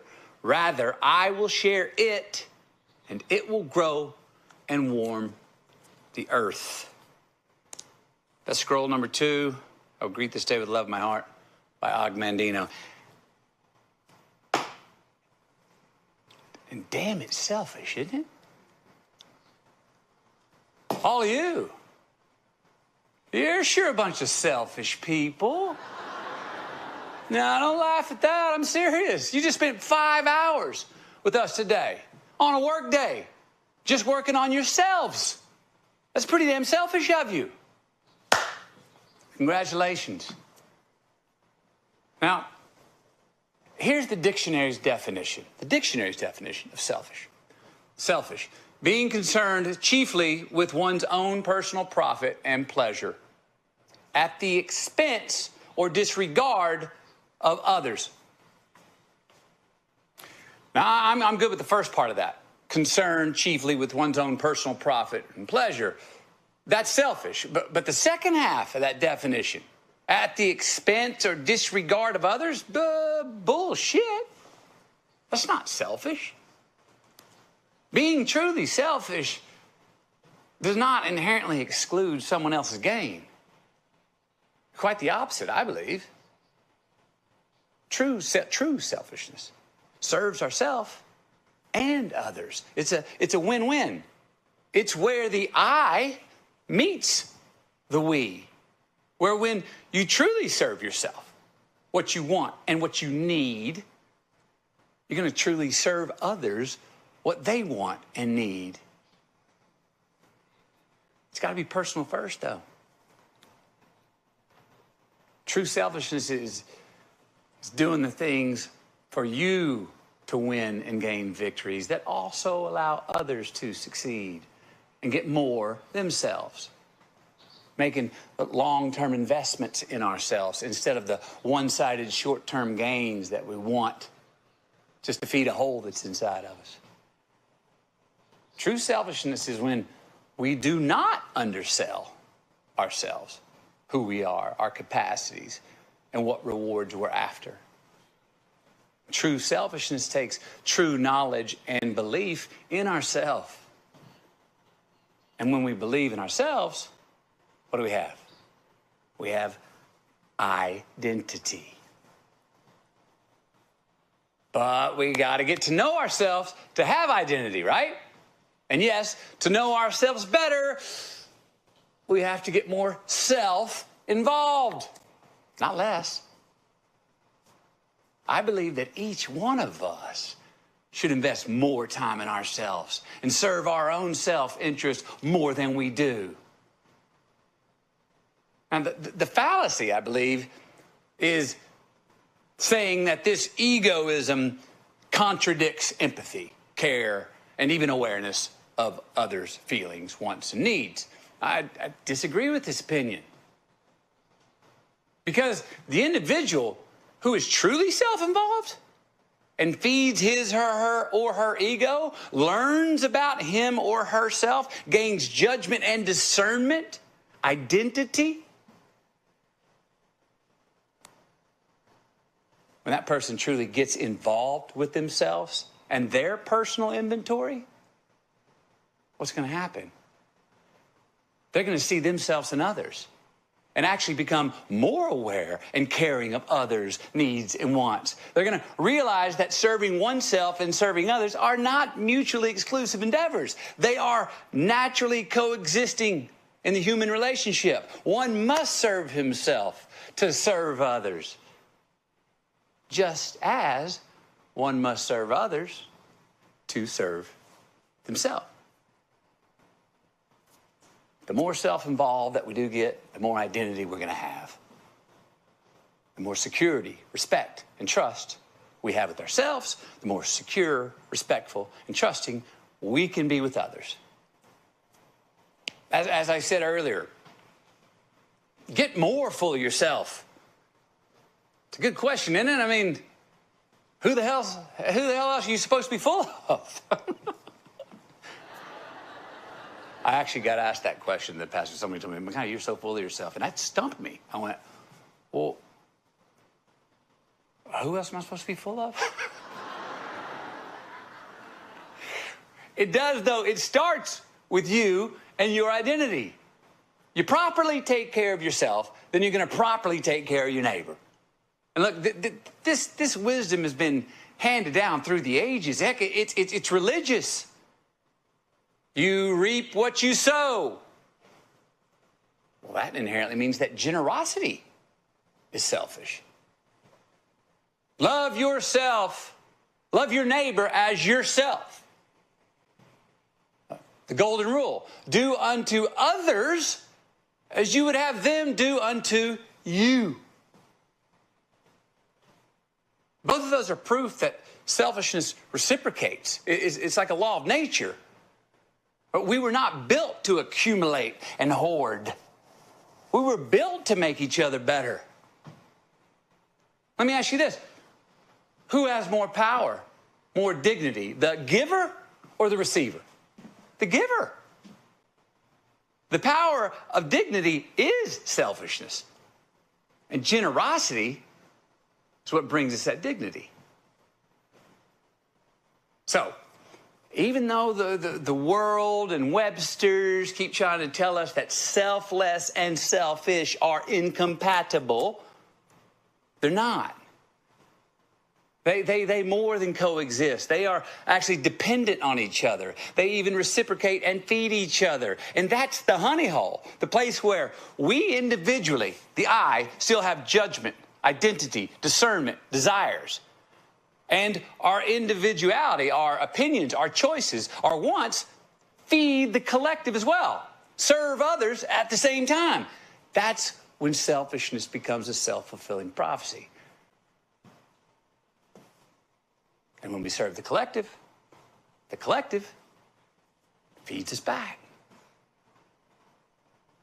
Now look, I think that in any example or scenario in life, we can define the more truly selfish choice to be made. It is also the most selfless choice at the same time.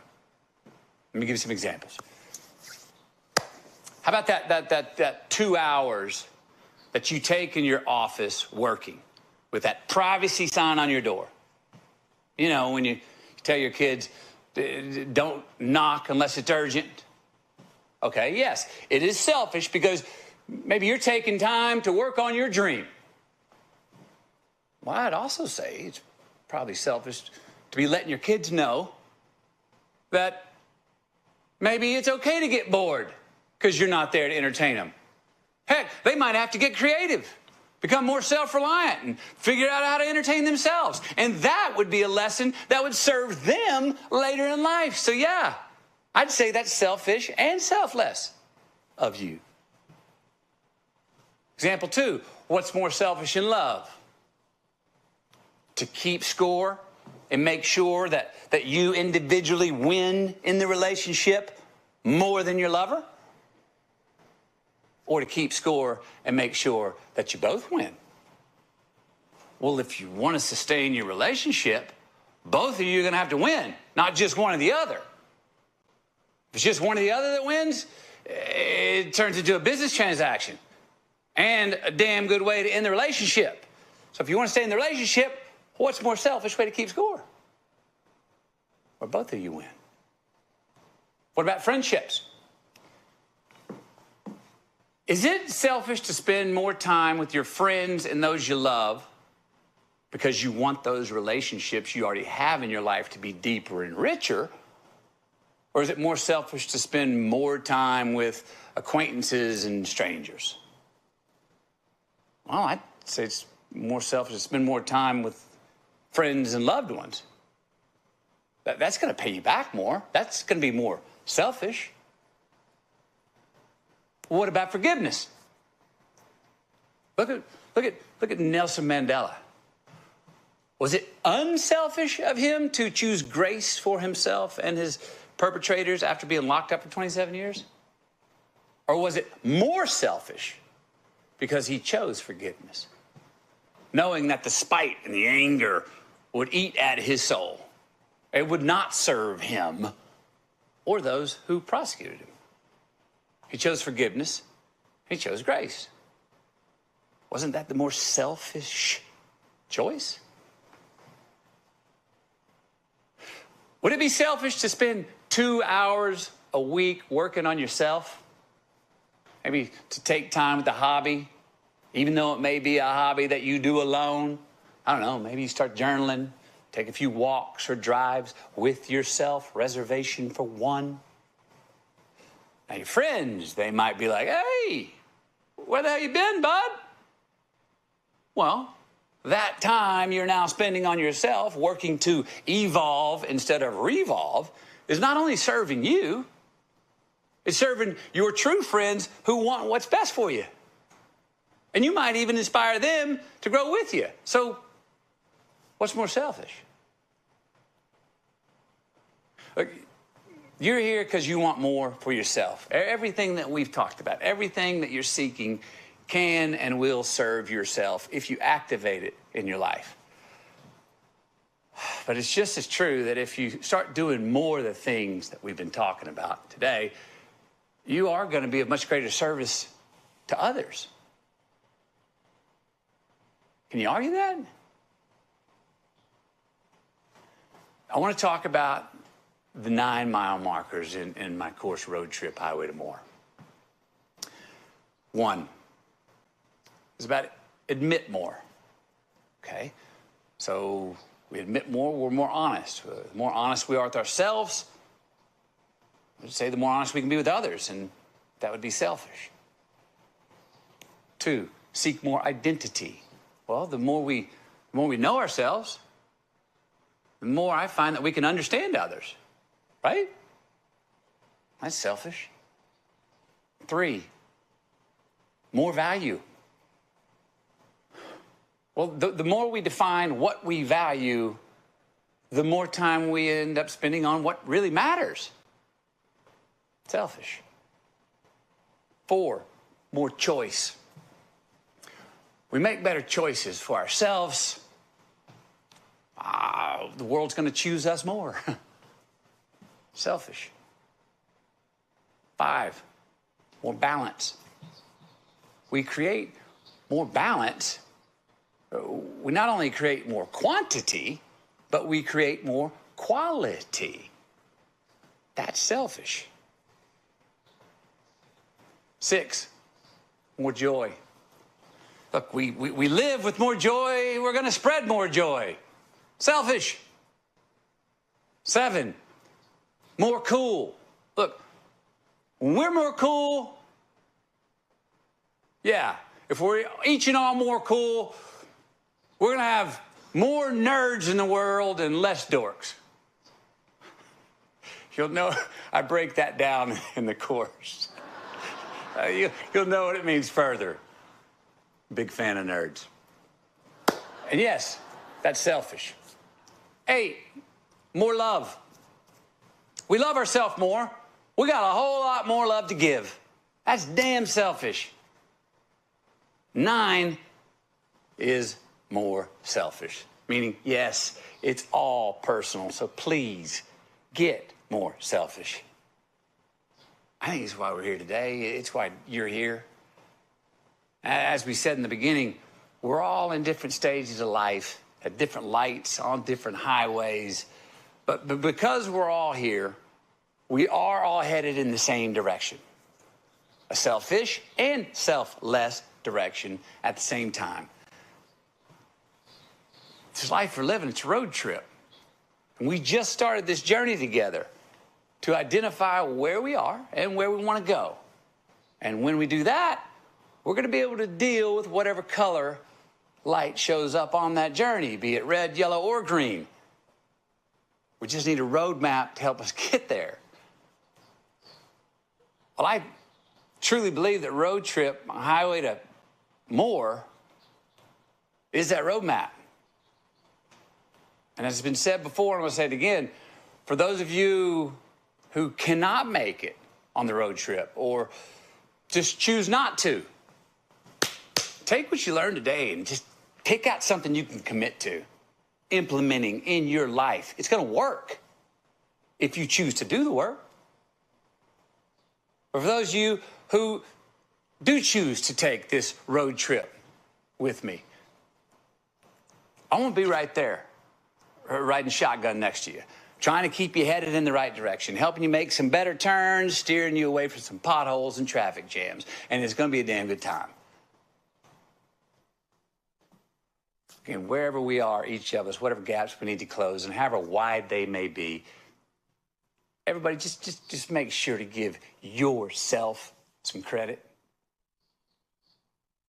Said it in the opening. You're here. You're putting out the effort. You're trying. You made a choice.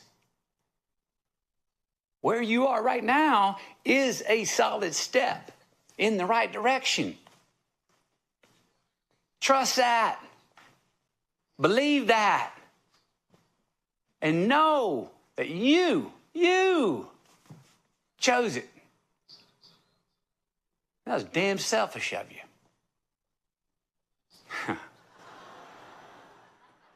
Amen. Good night.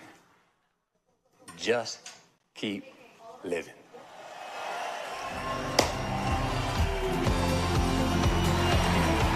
All right, everyone. It has been a beautiful and incredible day. We've got our amazing team that has made this incredible event possible joining us here on stage. And we want to finish by saying thank you so much. Thank you for your willingness, your dedication to shift your plans, to change your schedules, to be here with us live and make history. Again, this was the first ever live event that Mathhew McConaughey has ever hosted, and you, my friend, were a part of it. A couple final announcements. Our VIPs, we're going to get started in 15 minutes from this moment. We're going to have Dean, we're going to have Mathhew, we're going to have Trent, and we're going to have Marie joining us. So we can't wait to see you there. You don't have to go anywhere, stay put. And for everyone else, we hope to see you in Road Trip. Again, today, the art of living really cracked a door open to what's possible for us in our lives. And this course is the roadmap. It's the how. It's the playbook for really reaching this level of more. And we'd love to see you in there. And as Mathhew just said, it works if you show up and do the work. So we'd love to have you there. We'd love to be on this road trip with you. We'd love to be riding shotgun on this trip of life alongside you guys. So let's finish today with those 3 special words that Mathhew always says. And if you want to join me and say it too, go ahead. That is just keep living. We love you guys so much. We'll see you next time.